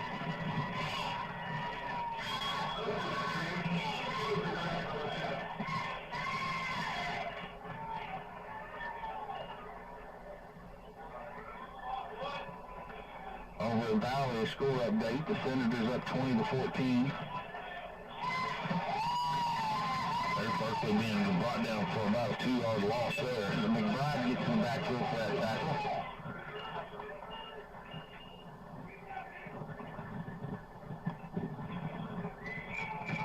$35-20, 8:39 to go here in the 3rd quarter. Silver Creek on top of the Musketeers. Silver Creek on the 45-yard line. Musketeer territory here as Oliver goes out of the gun. There's a snap, taking the pass, screen pass to the right side. He'll be pushed out of bounds, Short of the 1st down. About a 10-yard gain.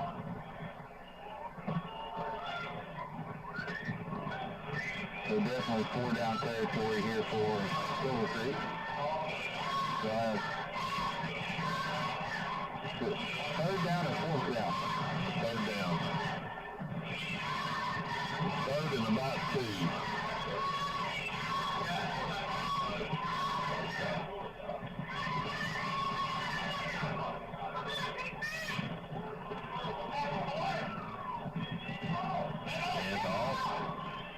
I believe he's going to have enough for a 1st down, Mikey, as he gains about 4 on that.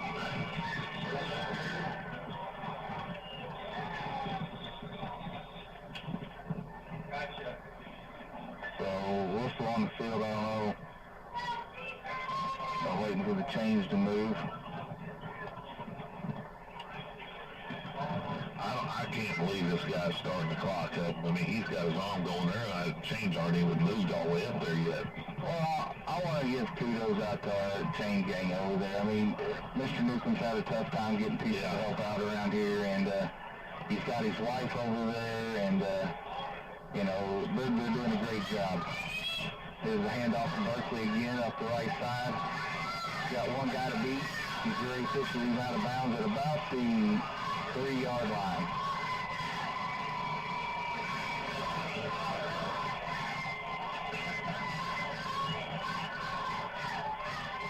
So defensively, what do you got to do to adjust to this, Wes?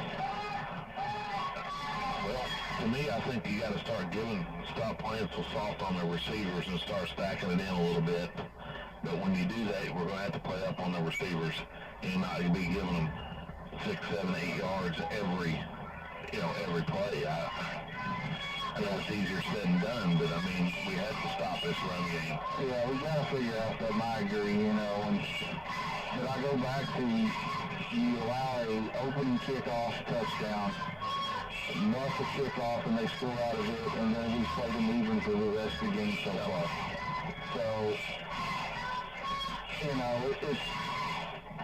and you said it earlier, we need to start the second quarter. Yeah. So, well, we're going to have to get over this first quarter stuff because, I mean, there's no excuse for it. I mean, we just got to be, in my mind, honestly, you're not prepared to play. And you wait till you get down 3 scores and you decide you're going to start playing, and these teams we're not good enough to play like that. No, and let's be honest, we have an opportunity to make a little bit of noise in the sectional game. Absolutely. We can't put ourselves in a hole every time. Hand off. And he's going to be, nope, we're going to give it to him. Second effort there by Berkeley to get him to the score to make it 41-20. So here comes Troutman one more time. And it's the pace they're playing. When you're playing guys both sides of the ball, it's really taking an effect on us. 7:40 to go. Hit. That's good. 6 for 6 on the night, Wes. 42-20. 7:40 to go here in the third quarter. Silver Creek on top. So, we'll need a response here. Yep. I know it's 42-20. Scorekeepers are getting caught up in the game a little bit. But, there's still plenty of time. If you can knock one in and cut it to a 2-score game, you give yourself an opportunity here. Need a turnover. You need a little luck to come our way, but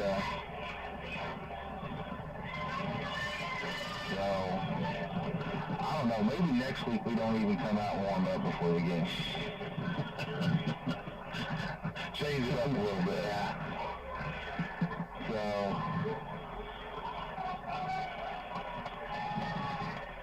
Well, here we go here. Troutman set. She's going to have to ice her leg when she gets home tonight. Yeah.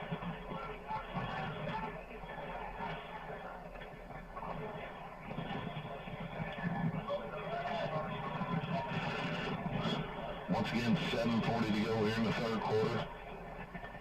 Full moon tonight. Beautiful night for football. Yeah.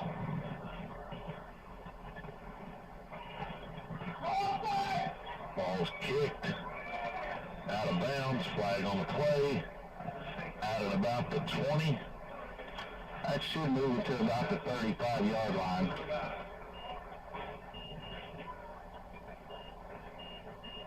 So, Musketeers will come out for this second possession of the second half.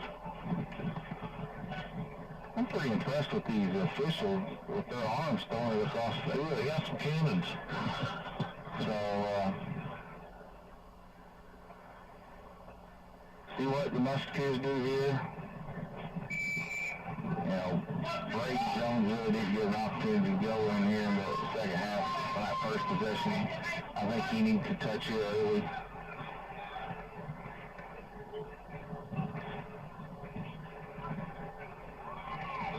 Hand off here, and we trip him. He tripped over Cody, coming through. We've tripped and fell on our feet more than anybody I've seen tonight. Braden's had a couple opportunities to break that out, and he slipped.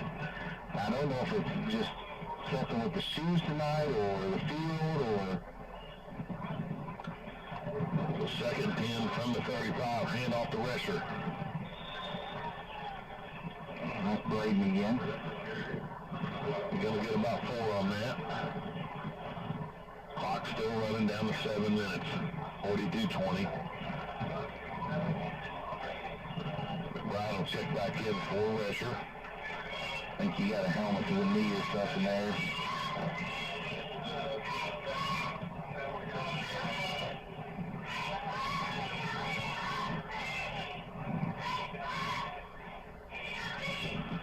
Third and 7 here. Split backs again with Jones and McBride. Here's a snap.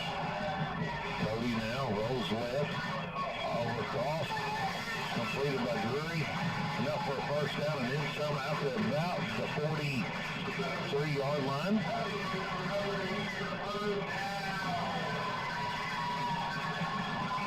He wasn't dropping that one. He let that one fall in the bread basket, didn't he?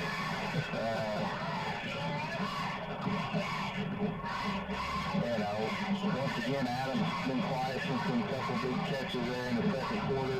About time to turn to him again. It's about that time here, so we'll see again. Shotgun again. Ball's on the ground, picked up by Jones, and he rolls forward and is going to gain maybe one. Oh, that's better than a negative. Yep. Short game, if any. Minimal. Yes. So, we could heads up play by Braden, though, to pitch it up and just take off with it. And I don't know, you've got Braden and you get the passing game going. I mean, they haven't stopped the passing game at all. We've stopped ourselves. Well, they're concentrating so much on Braden, you know, really trying to limit him. And here's Cody. Breaks a couple of tackles here, and he'll gain about one on the play. He'll bring up a third down and about 8. Clock still running with 5:20 to go here in the third.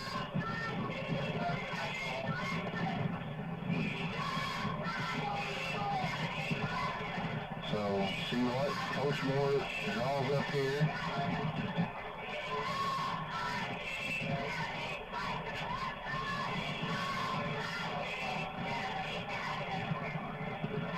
Clock continues to run. Play clock down to 7. There's Jones. Right now for enough for a first down, I believe.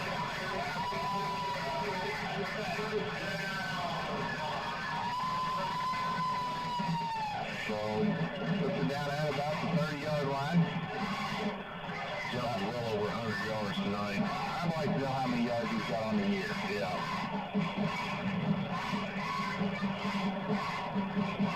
Just a sophomore.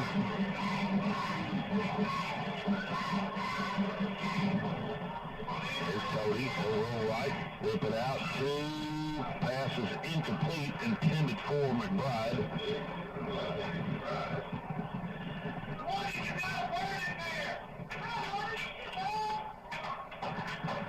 Well,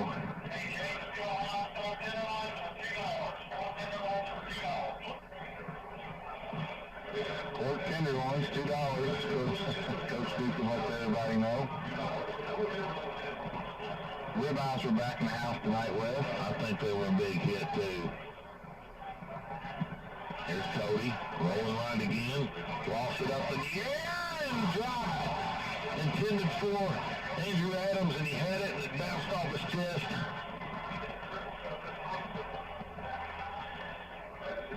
I know he had a couple options there. He had a lot of green grass in front of him. That's going to bring up a 3rd and 10. You know, Adams is going to be one you wish he had another year eligibility. Give it to Jones again. He's going to get it up for a first down. Gets taken down about the 15. That'll move the sticks again.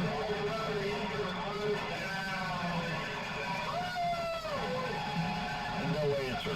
They absolutely had no answer for him tonight.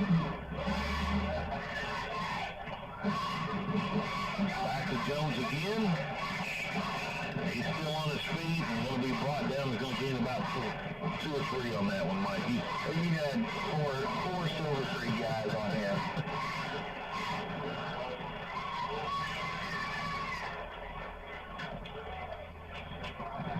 So 3:45 to go here in the third quarter. 42-20, Silver Creek lead. Musketeers knocking on the door, trying to cut this to a 2-possession game.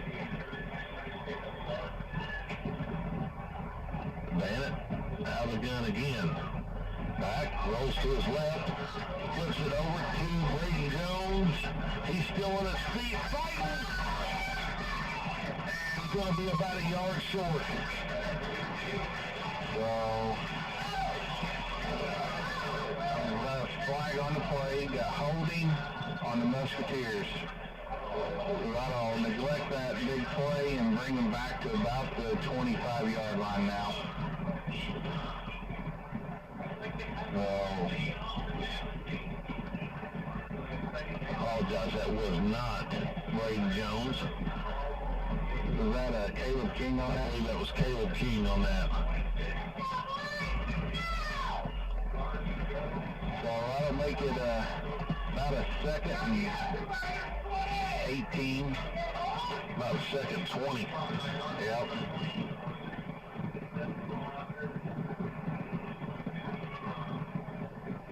We'll have to get some positive yardage here, Mikey, on this play.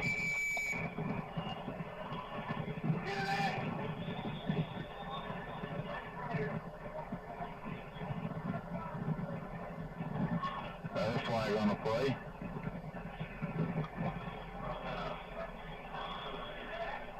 So we're waiting to see what we're going to move it back again, it looks like. That's going to bring up a 2nd and 25. False start on the Musketeers.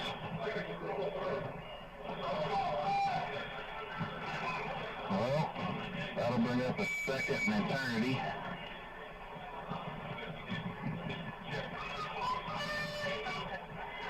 Bennett goes left.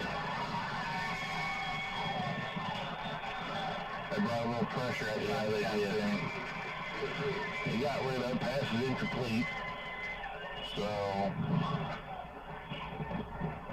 bring up a 3rd and 25, and just when you thought you were going to be able to not punch it in with, you're now faced with a 3rd and 25 from the 31-yard line.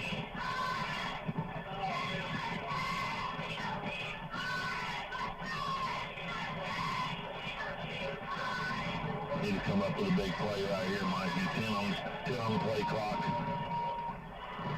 I think you got to at least get it to 4th and 10. Jones goes to Jones. Gets down to about the 17-yard line, 18-yard line, so we got about half of it back.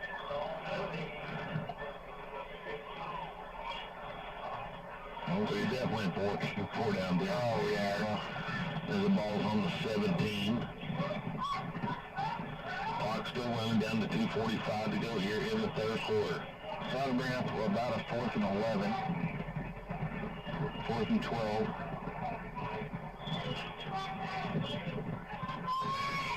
So Musketeers are going to take a timeout. We'll step away and hear a word from one of our sponsors. This is Musketeer Football being brought to you by Wslm Radio out of Salem, Indiana. What separates high school sports from other athletic programs? We keep education in front of athletics. I'm Paul Knight, Commissioner of the IHSA, and I'm thrilled to introduce our new Assistant Commissioner, Jamie Elmer, because I know she shares the same passion for education-based athletics. That's right, Paul. As a former principal, teacher, and Hoosier student athlete myself, I understand firsthand how high school sports provide a complete educational experience for students. The real benefit of playing in the second classroom of high school sports isn't just about teams becoming better athletes. It's about them becoming better people, building character and developing the habits they need to be successful adults in life. Accountability, teamwork, respect, perseverance. These are just some of the life lessons learned on the playing field. It's good to have another passionate advocate for education-based athletics on the team. Welcome aboard, Assistant Commissioner Elmer. This is the second classroom. This is education-based athletics. This is your IHSAA.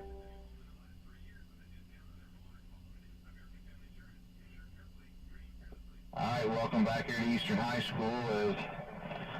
Set for a big 4th down here for the Musketeers, a 4th and 11 from the 17 with 2:33 to go here in the 3rd quarter. Where are you going here, Adams, Jury? The jury's on the strong side of the field over there. Adams is on the short side. Did they just jump? No. Here's Cody. He'll roll right. Still on his feet. What an effort. What an effort. I mean, that's all effort right there, Wes. I mean, he took nothing and made something out of it. Yes, he did. Absolutely did. You know,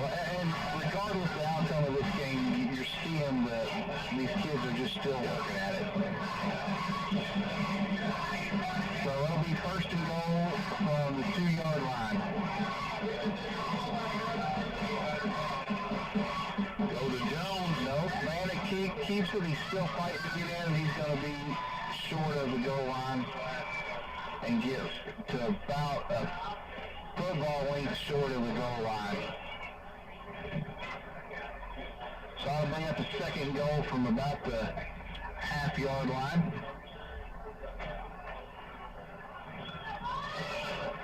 I think you come to this near side west behind Miller and King and just punch it in. Yep, I think you go to Braden Jones here again.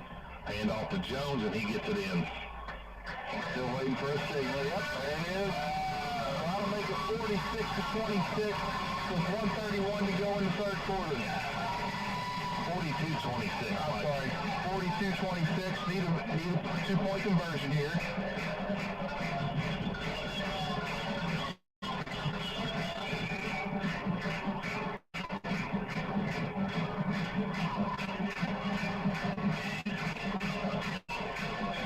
So Musketeers line up and split back. Snap is on the ground and Jones has to fall on it. The Musketeers will not get it. We've seen that too many times over the last 2 weeks. Right, I agree. Too many times. And when you're playing programs like Brownstown and Silver Creek, you're not seeing them miscues like that. No.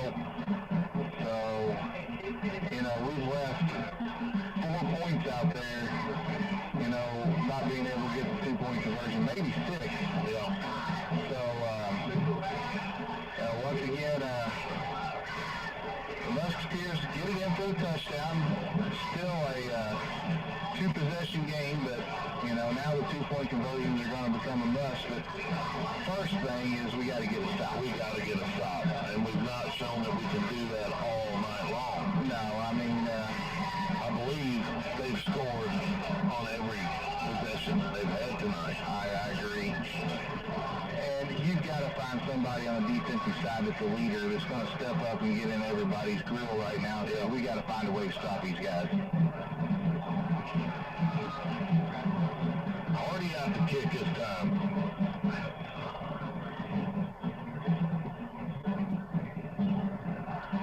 Another score update from Springs Valley. The Senators up 22-14 at the end of the third.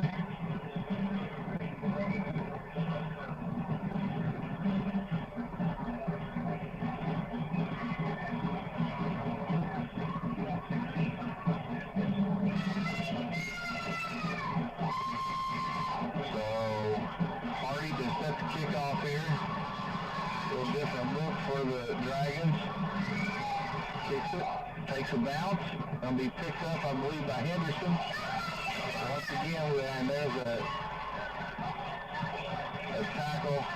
Caught him down at the 40-yard line. So now we got to get a stop here by the Musketeers. You know, something I'm seeing here on the sideline is, you know, Landon Rose warming up at the center position. You know, short week this week with Holiday Monday and, you know, Gilstrap missing last weekend's game, so he may be a little bit rusty. Yep. So here we go. Oliver in the shotgun. Going to throw that wide receiver screen out here. And he's going to fall. Be tackled by Adams with a gain of about 2 on the play. 2. Well, it's about time they slip on the field a little bit. We're down to about a minute to go here in the third. And, you know, Silver Creek, I don't think is going to be in no big hurry.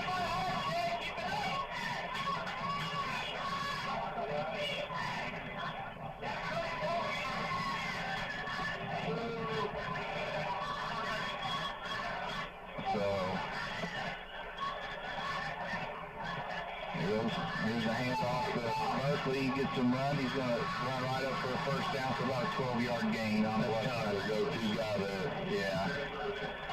Him and Henderson are pretty tough players. They are. You know, we've got to find some way to stop the ground game, get a turnover, something. The clock continues to run as we're down to 25 seconds to go in the third. This will probably be the final play of the period.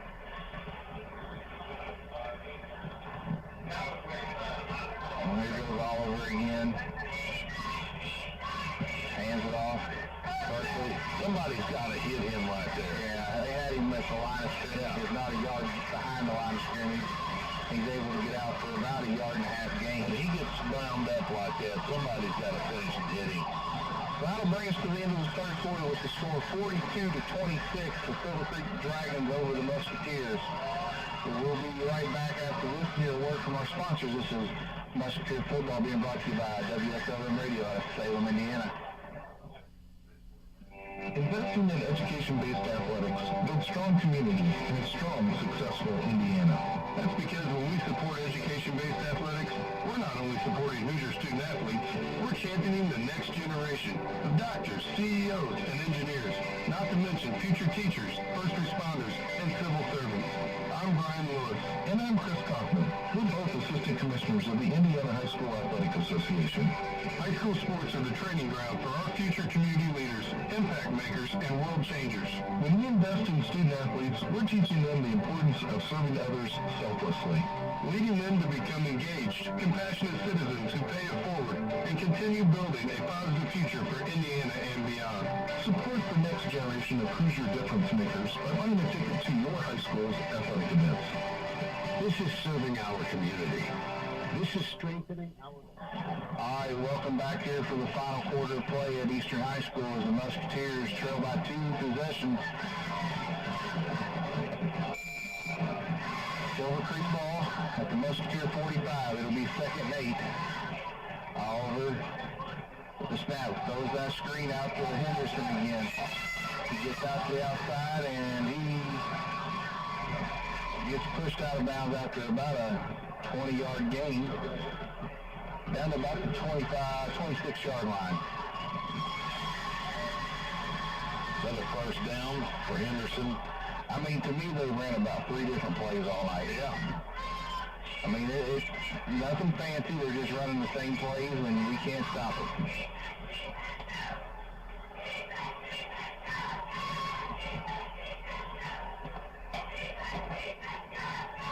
So, 1st and 10 for the Dragons. There's the handoff to Berkeley. Finally, somebody coming in and hammering after a 10-yard gain about.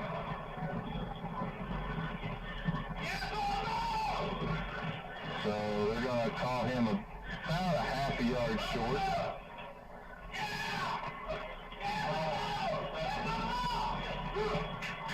So we're down to 11 minutes to go in the ball game.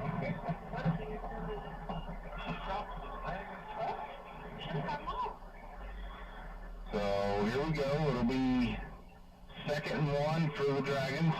Oliver in the shotgun, hands it off to Berkeley. He's right up the middle. And he just hit somebody head on. Dives forward. I believe that was Adams he hit. And that's going to be enough for a first down and bring it to a 1st and goal from about the 5-yard line. And now the Dragons are in a little bit of a hurry-up offense, throwing something different. Fake it. Here goes Oliver with the keeper. He's going to try to get in. I think he's going to be stopped right before the goal line, but there's a penalty on the field. So we'll see what the penalty is. So it's on the Dragons. It's going to be holding. So that'll bring them back 10 yards and make it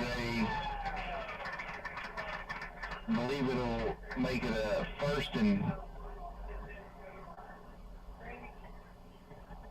I don't know what we're at, 1st and 15, I believe. So, another score update. Brownstown up 26-12 over Salem. So, Musketeers got to capitalize on this penalty by the Dragons. It puts them in a 1st and long here. We're trying to figure out the chains here because the chains show about 3 yards to go. I don't know what's going on over there at the chains, but I guess it's 1st and goal from here. I'm not sure what there's. Rolls it out. He's going to throw. And that's number 6, I believe, Gray with the catch. So he's going to get about 5 on the play. That'll bring up a second goal from about the 10. I guess he was so far, he was so close to the goal line there. Yeah, I think they were inside the 10 to begin with, but somebody's got to stop Berkeley right here. Right, I mean, here's a snap. Berkeley, he's going to get to the outside, and he's going to get in for the touchdown. They're calling him out at the goal line. He brings up a third and about a foot. 3rd and goal. Well, we need a snap that goes about 20 yards over their head. Got to bring up a 3rd and goal.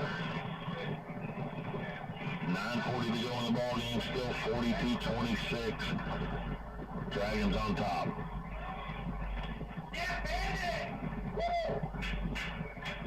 So here we go. Here's the snap. Hand it off, and he got in that second effort. Yeah, we had him stopped. We did.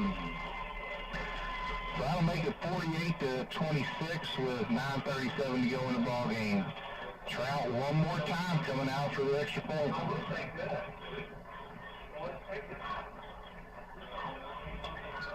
So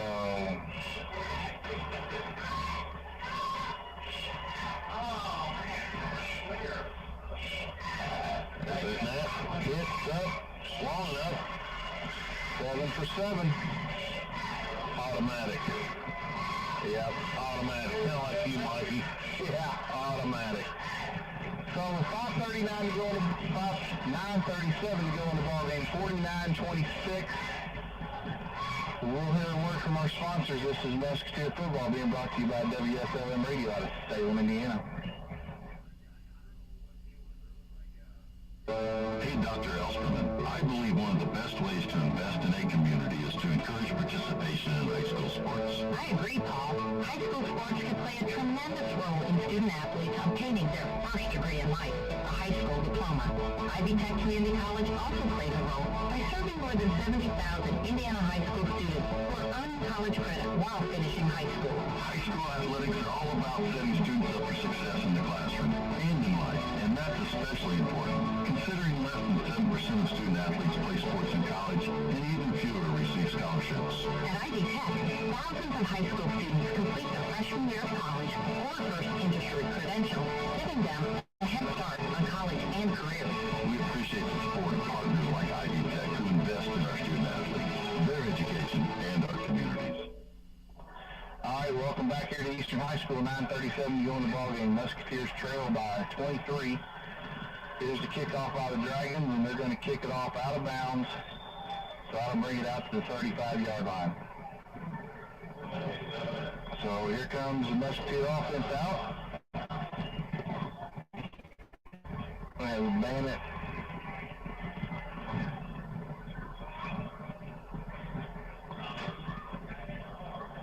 Comes out, and I think you kind of got to get a little bit of air game going now.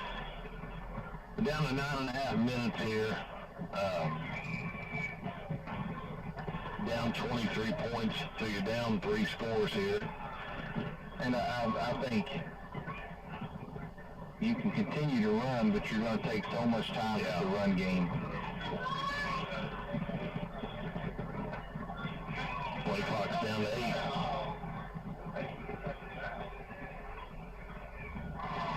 Jones, handoff. Not much there.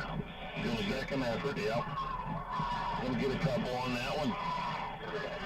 So we got a little sense of urgency here, Wes, as we're still just taking our time. It looks like we got a Silver Creek player slow to get up. That's number 57, Eli Newman. He's going to come out of the ball game.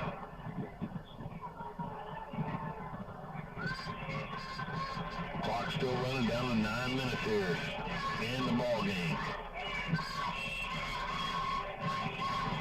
Here's the snap, hands it off to Jones, coming on the left side.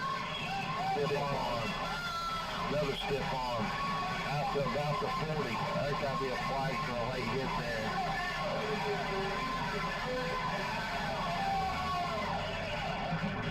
That's like the NFL when you just see somebody throw a stiff on them. I mean,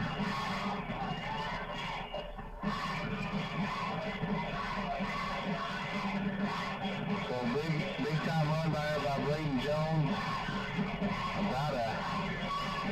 About a 30-yard run there. Bandit now out of the gun. He's going to roll right, looking for Adams. Throws it downfield. It's Adams. And he's down at about the 7-yard line. Yep. There's a flag. I believe that's going to be on Silver Creek.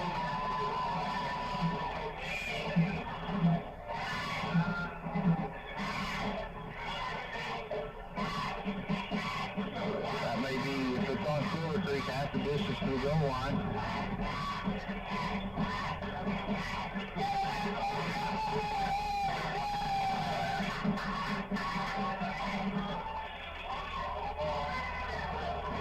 So it is. That's going to take it down to about the 3 or 4 yard line. So first and goal here for the Musketeers. Give it to him one more time, Wes. Why not? Right? As we can't answer them defensively, they can't answer us. We've been able to score on every possession. Here's a snap, hands it off to Jones. He's going to cut back, just push him over and go on in.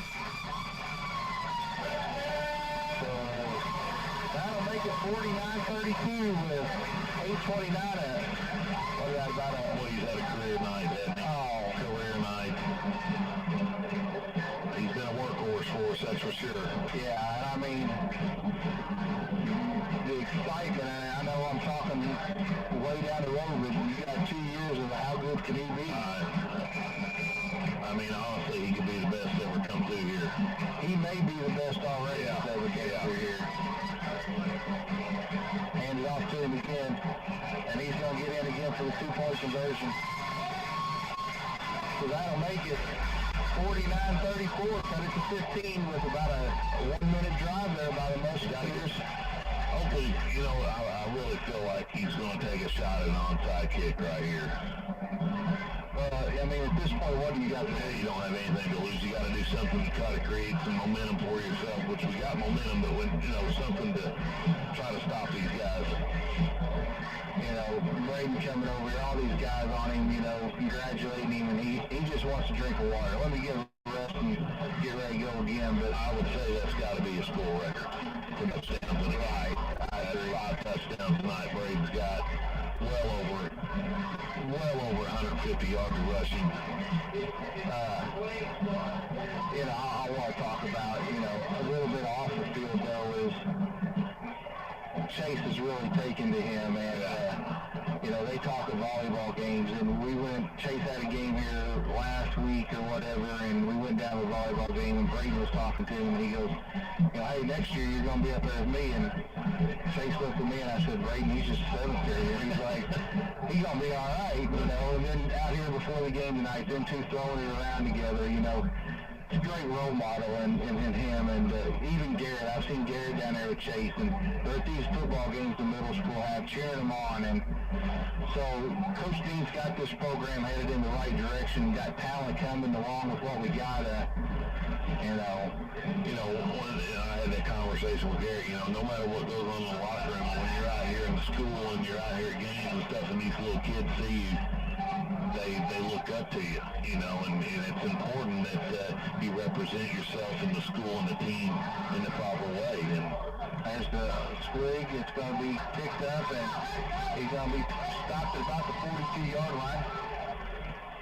But yeah, I agree with you, Wes, and you know, middle school-wise, only had one home ball game, but that one home ball game, there was 8 of these guys up there in the press box yelling for them, and down there on the field, and it's great to see that, and that's something this program hasn't had.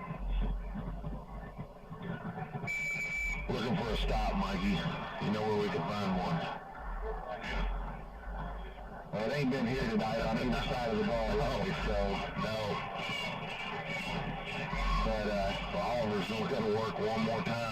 Berkeley right there behind him, and he's going to hand it off to him one more time. And we finally got to him, and it's going to be stopped.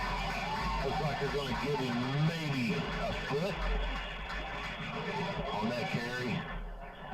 And this is a must 3 and out. You can't let them get a first down and run 3 or 4 minutes off the clock.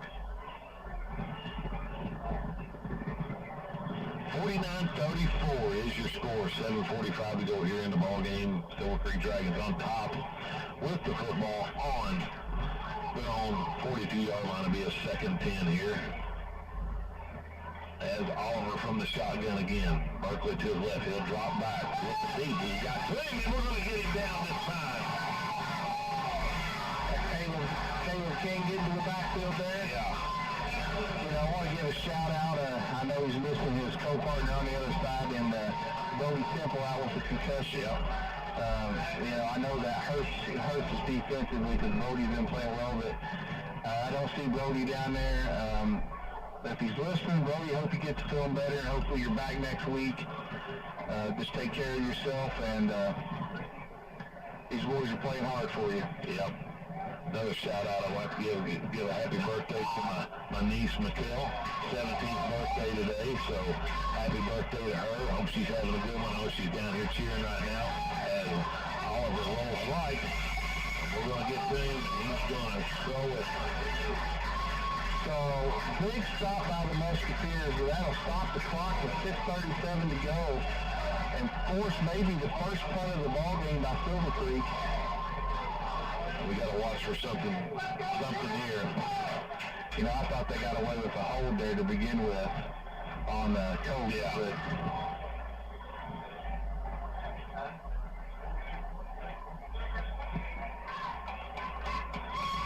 so here we go, 4th and 17.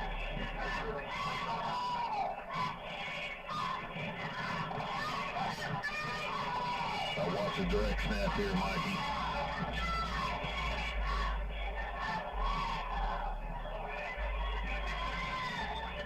Gonna have, I believe, a timeout by Silver Creek. It's trying to draw us off side there. So we'll stay right here. Yeah, this is big time here, Wes. You know, if they do punt it, you can get the ball back in pretty decent field position, and you know, you marched it down in a minute, 7 seconds last time. So you know, I think if you can get the ball here and you can score, they haven't had the pressure on them like Kobe right there, and you see it kind of right there that. So, but we're at the point now where we can't have any. If we do get a score, we got to have all of our 2-point conversions now. Yes. So, at least one. At least one of them. Well, no, because we don't kick it, so we're going to go for it. So, there's the snap, the punt. Going to take a bounce. And I believe Jury's got it.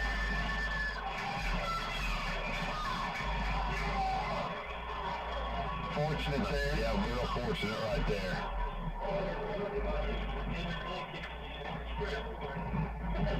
So, I think I'll just let that one roll as close as they were to him there, Mikey, because like you said, we're really fortunate right there. So that'll put the ball at about the 33-yard line.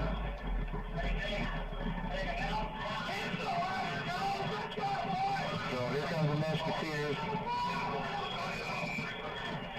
6:21 to go. 15-point ball game, 49-34. Musketeers football. Here's Bennett. Breaks a tackle. Now going to keep it a sub, and he's going to get the horse. It looks like could have been a horse collar there, but no call on that. I've not been real impressed with the officiating crew tonight. I mean, I don't quite know how that couldn't be a horse collar. No.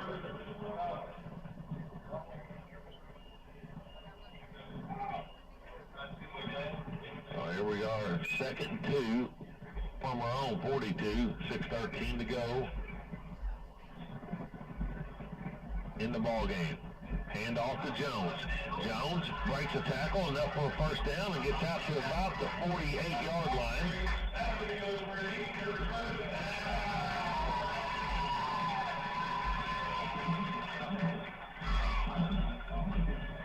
Yeah, I agree with you, Wes. You're giving the motion. We got to go here. I mean, they got to have 2 or 3 plays in right now and know what we're doing. Here's a handoff to Jones again.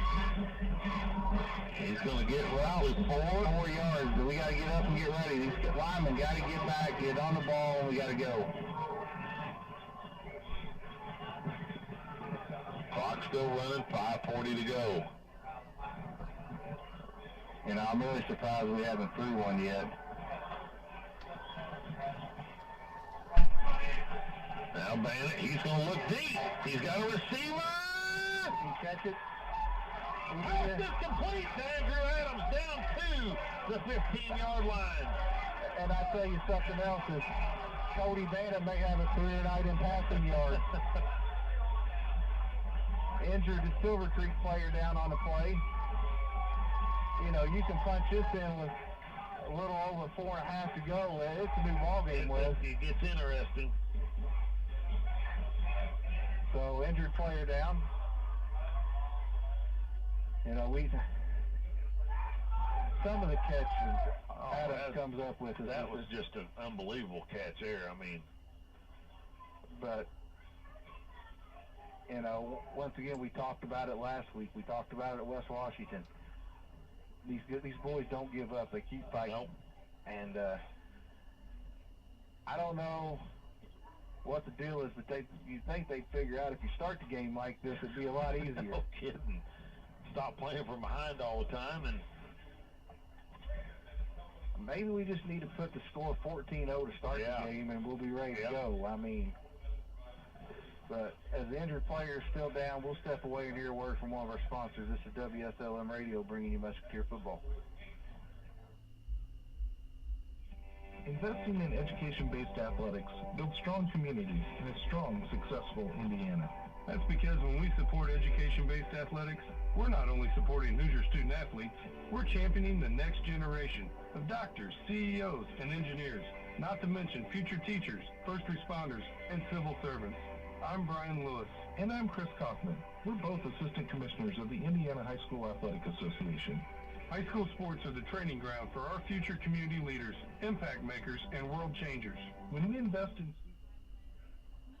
All right, we're back here. Here we go. First and down from the 11. Here comes Jones. He's going to get about 6 down to the 5-yard line. give it to him again. Yeah, I mean, I don't know what we got to look over. Just line it up here. You know, score here just under the 5-minute mark makes this game real interesting. Back to Jones. He goes to the right side. And he's in. And he's in again. Now an important two-point conversion. Got to have it. Yeah, we got to have this one. I don't think you even talk about where it's going right here. Oh, no.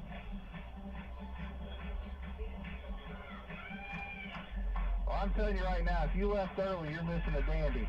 49-40 is the score with 4:50 to go here in the ball game. Bennett out of the gun again. Here's the Jones, and no good. He's about a yard short. That's going to hurt the Musketeers' opportunity. Now it's still a two-possession game. And Coach Dean knows how important that was. Well, he's definitely going to go to an onside kick here again. Got to.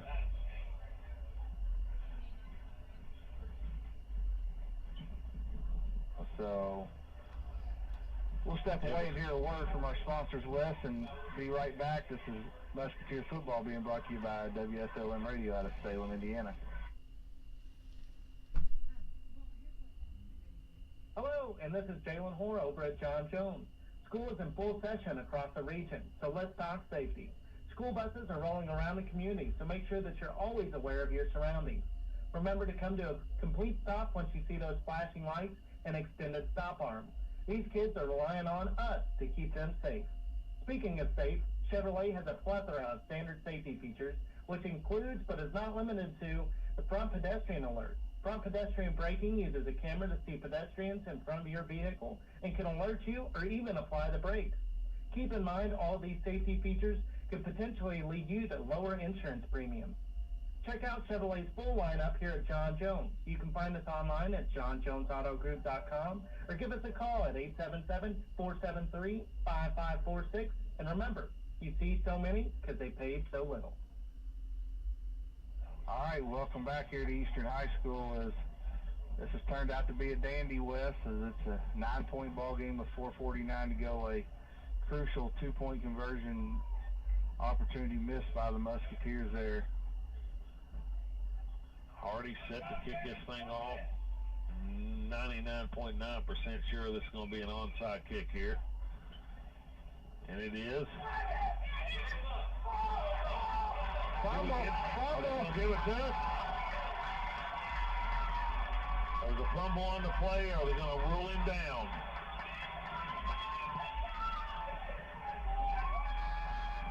Big time call in this game, Wes.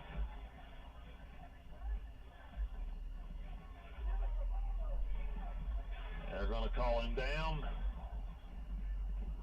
It will be Silver Creek football. There's another Silver Creek player down, so we'll step away and hear a word from our sponsors again. This is Musketeer Football being brought to you by Wslm Radio out of Salem, Indiana. Remember when you had your birthday party at McDonald's, playing with your family and friends, enjoying cake and that one-of-a-kind McDonald's food and drink? If you're looking for a fun and safe place to have a party for your children or grandchildren, look no further. Party time is back at McDonald's right here in Salem, Mitchell, and West Baden. That's right, hosted birthday parties are back, baby. Call event coordinator Renee Lewis at 812-788-0126 to schedule your birthday for Salem, Mitchell, or West Baden today. The party includes food and drink for up to 10 guests, with your choice of white or chocolate cake, ice cream for each child, a gift for the birthday boy or girl, goodie bags for each child, and a festive decorated party area. Parties at Salem allow children to play, while the McDonald's in Mitchell and West Baden will feature age-appropriate games. Let McDonald's make your child's next birthday party stress-free for you and fun for them. Call Renee at 812-788-0126 today and get your next party on the schedule at McDonald's.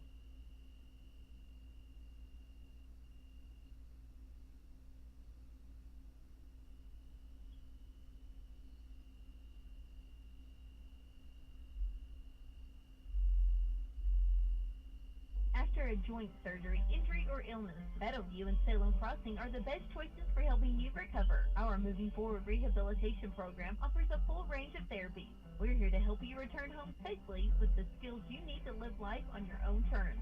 Meadowview and Salem Crossing, two great options for your rehabilitation. To learn more, visit asccare.com or call 888-996-8272.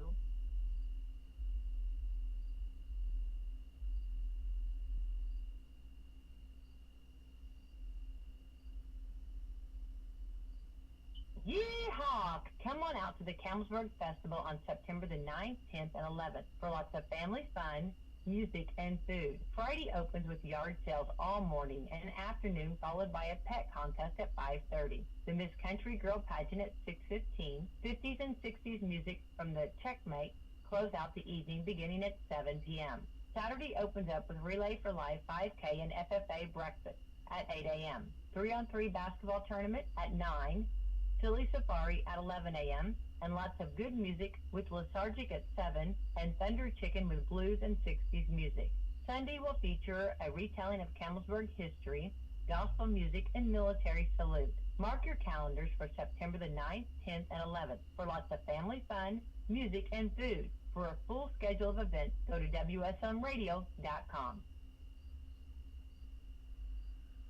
The John Hay Center presents a classic car show on September the 3rd from 11 a.m. to 3 p.m. There'll be a $10 pre-registration fee, $15 on the day of the show. All vehicle entries must be at least 50 years old, a 1972 or older, and there'll be prizes for Mayor's Choice, People's Choice, and... All right. Welcome back here to Eastern High School. As unfortunate call, the Musketeers do not get the onside kick. They called the player down by contact. So Silver Creek will retain the football from their own 46-yard line. Kind of a bang-bang play there, Wes. I feel like it could have went either way, but as a Musketeer, you would have thought we could have got it. So another call on the defense to get a 3-and-out here in a hurry. Here's Berkeley. He's going to get about 4 out to midfield. Down to 4:30 to go. At what point does Coach Dean start using timeouts? Well, I think if they get a first down here, Mikey, and they get deep in the clock again, I think you're going to start seeing the timeouts. But they're going to have an opportunity to take this thing down to probably 2.5 minutes. You get a first down here, we got timeouts like you said, but it's going to be tough.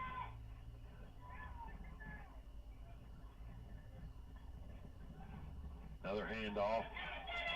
They're going to get through Berkeley. He shakes somebody. He's still fighting. I tell you what, that kid's tough. Yeah. He's tough. So about a yard gain on nothing that was there. Bring up a big 3rd and 4 now.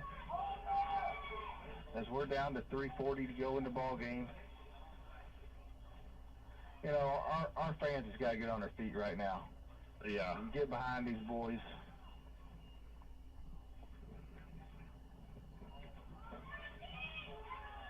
So here we go, 3:25 to go, a big 3rd down here for the Dragons. Is this the 3rd and 5 it looks like? Play clock down to 5. Here's the snap. He's going to keep it, and he's going to get enough for the first down on the quarterback keeper. That might do it right there, Mikey. So that'll take it down to about the 26-yard line. I thought we was kind of figuring it out there, Wes, but quarterback keeper. Now we're down to 2:50 to go in the ball game and a first down for Silver. We're touching them. We're not bringing them down. Right. You know, they're bouncing off. They do a great job. They do a great job of bouncing off of you and keeping their feet grinding. And you know, we're at the point where you're going to have to use timeouts now. Here's the handoff to Berkeley. Sets it back up the middle, still on his feet. Breaks it to the outside. He may get in, and he is. So that's going to make it 55-40 now with 2:24 to go. Yeah, I was watching that whole play unfold right there, and their blockers did an outstanding job, you know, making holes for him. And even when he was out in the open field, they were still blocking for him. So Troutman on one more time for the 8th extra point of the night.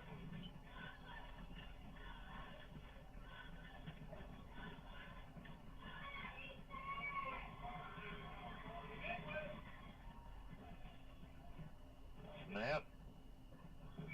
And it's good, I believe. No good this time. No good. Well, she is human. Yeah. I mean, 7 for 8, that's pretty good percentage. Yeah.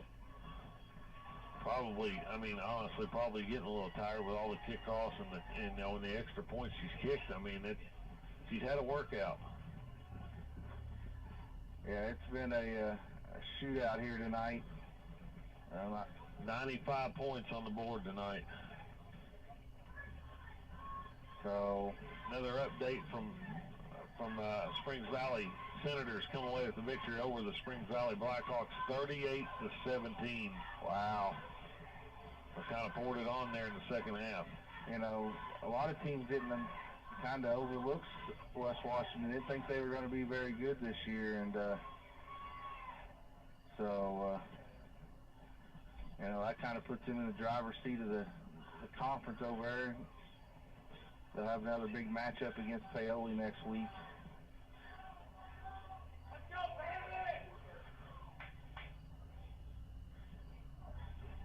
McBride, Gibson, back to return it. Cleek and Drury.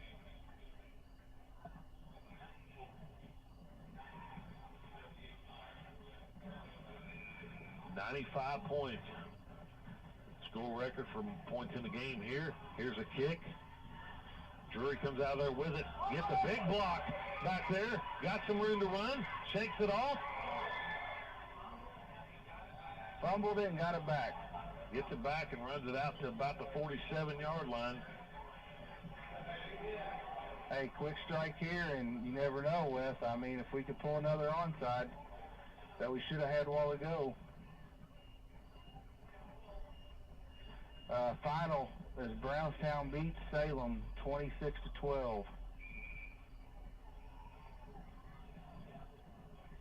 2:12 to go in the contest. 55-40 is your score. First and 10 from the Eastern 47 here. Adams going deep to him. Comes up with it again. Brought down at about the 15 again. That's an absolute bomb right there. Yeah. Coach Dean wanted him to get on the ball in a hurry, and Bandit's back here kind of talking about his throw. Great throw, great catch. 2:03 to go in the ball game. Musketeers knocking on the door again. So here we go again. There's the snap. Bandit throw. Jury with it. Goes across. Still fighting.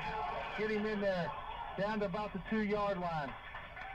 He was digging. He was wanting to get in there. 1:45 to go.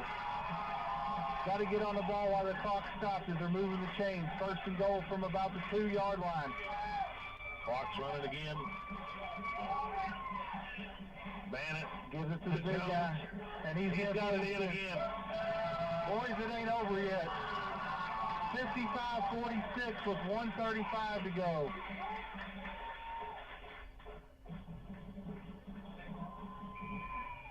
I'm telling you, you got your money's worth tonight, Wes. Yeah.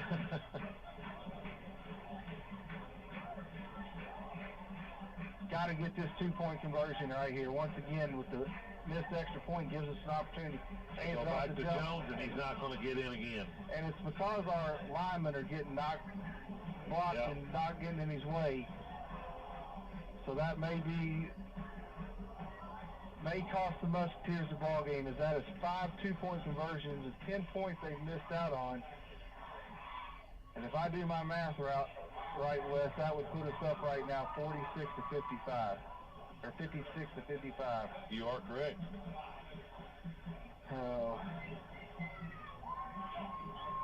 You know, you can't take nothing away from Braden Jones, though. He's played phenomenal. 6 touchdowns? At least 6, if not 7. Yeah. I think there was some records broke here tonight. Yeah. We done heard a record being broke as most points here scored on this field in a combined game was 78. We're at 101. 101 right now.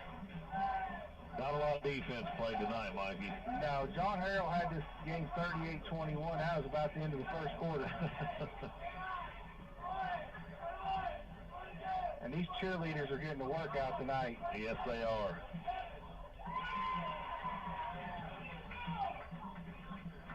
Well, why not try it one more time? Onside kick here. They know it's coming.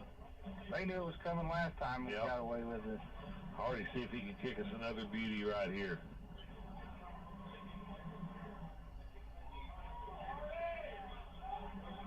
Hardy lining it up. He touches them, and they're going to fall on it. Boy, it was a great kick. I've been impressed with both his onside kicks. I mean, pretty good.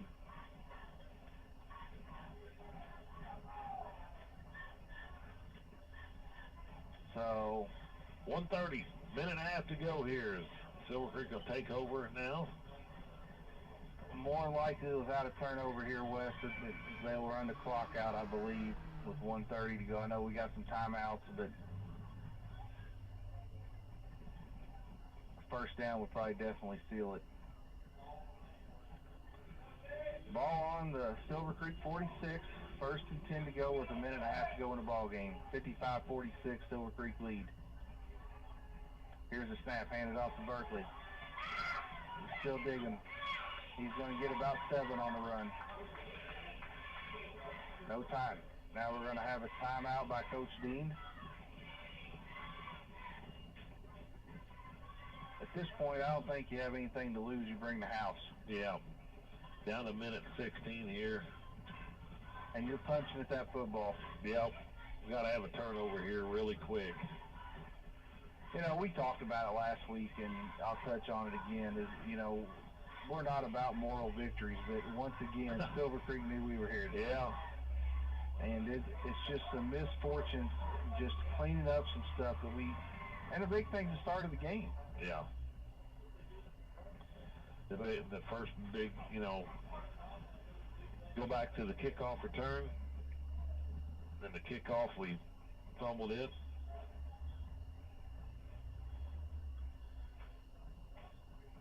I believe they want to put 5 more seconds back on the clock to make it 5:21. You know, once again, I want to thank Greg and Becky for giving us this opportunity to bring you Musketeer football and all Musketeer. So, appreciate Greg and Becky, what all they do for the community and allowing us to do this. So here we go, 2nd and 4 for the Dragons, 1:21 to go in the ball game.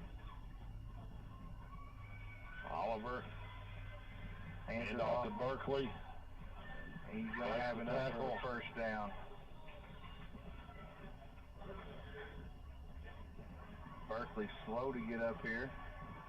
Well, he's had a workout tonight now. So that'll stop the clock with 1:15 to go. Silver Creek's had a lot of players going to come out of here banged up, injured. Hopefully they're okay as their season continues. Musketeers will be back home next Friday night as they will host the Corden Panthers. It'll be homecoming. So, you know, be another big crowd here. And I'm telling you right now, if you haven't come out and watched this football team, you need to come and watch it. Yeah, I mean, I don't know the last time we've been in back-to-back Mid-Southern Conference games and we competed. Against typically 2 of the powerhouses in the conference too, yes. You know. And you know, I love the cheer block. I love the crowd we got tonight. I just wish they would get on their feet a little bit and get behind this defense here late when they needed to stop and really bring the noise and be a little bit of a extra man, you know. Yeah, 12th man. Yeah. So here we go. 1st and 10, and he's going to take a knee. And I think it's Coach Dean going to call the timeout, or is he going to let it go, as it is a two-possession game. So clock continues to run. It'll be 2nd down.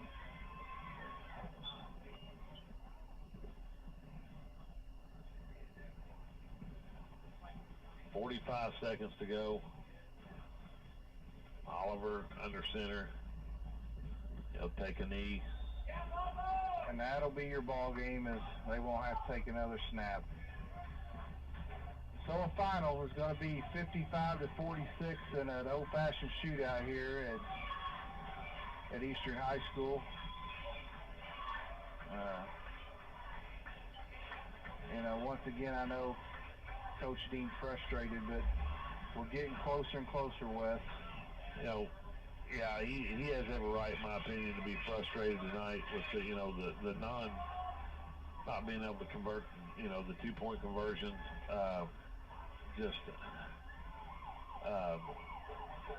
Like you said, that's 10 points, I think is what you said, and but again, they're getting opportunities. Silver Creek knew we were here tonight, and hopefully keep working. The kids stay positive. I think there is some positive things absolutely you can take out of this game.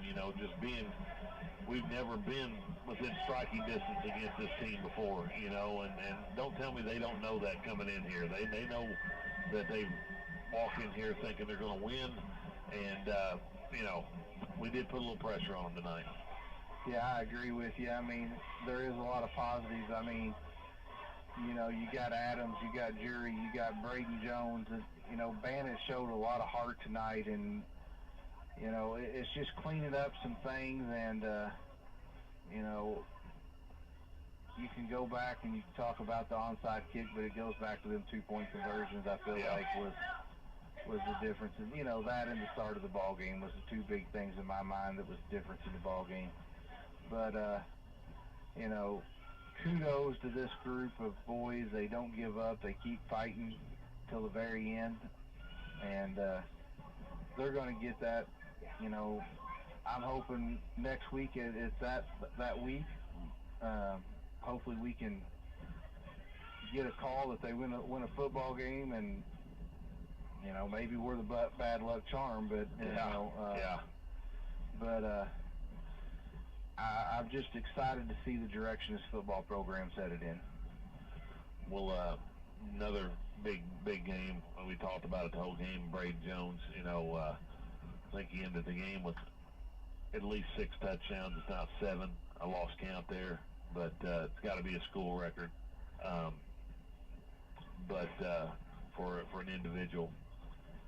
Well, I think there was a lot of possible records tonight in the ball game, individual-wise, as passing yards by Cody Bannett, receiving yards by Adams. I mean, he probably only had 4 or 5 catches, but I mean, they were 30, 40 yards plus on 3 of them I know of, and you can see a lot more developing with this team, and Garrett, being comfortable throwing him the football. They ran a play now to Caleb King out of the, that you don't see very often, and I would say Braden probably not only a touchdown record, but maybe a single game record in rushing yards as well. I would agree, Mikey. He was probably well over 200 yards, I would guess. I may be wrong, but I'm anxious to find out. But once again, the Musketeers fall here at home to the Silver Creek Dragons, 55-46, bringing their record to 1-3 on the season, 0-2 in the conference, as they'll get another opportunity next Friday night here against the Corden Panthers to get their first conference win and move their record to 2-3, hopefully. I don't have no more score updates besides Salem falls to Brownstown 26-12, and the Senators continue to win and stay undefeated with a big win over at Springs Valley, 38-17. But Wes, if you don't have anything else, we'll send it back to the station. Remember marching band tomorrow at 5:30, Columbus North, and we have volleyball at Corden tomorrow, basically all day, Mikey. So set up shop down there, and wish the girls good luck there. But no, that's it for me, and we'll see you. Me and you will be back here in 2 weeks to call the be at North Harrison in 2 weeks.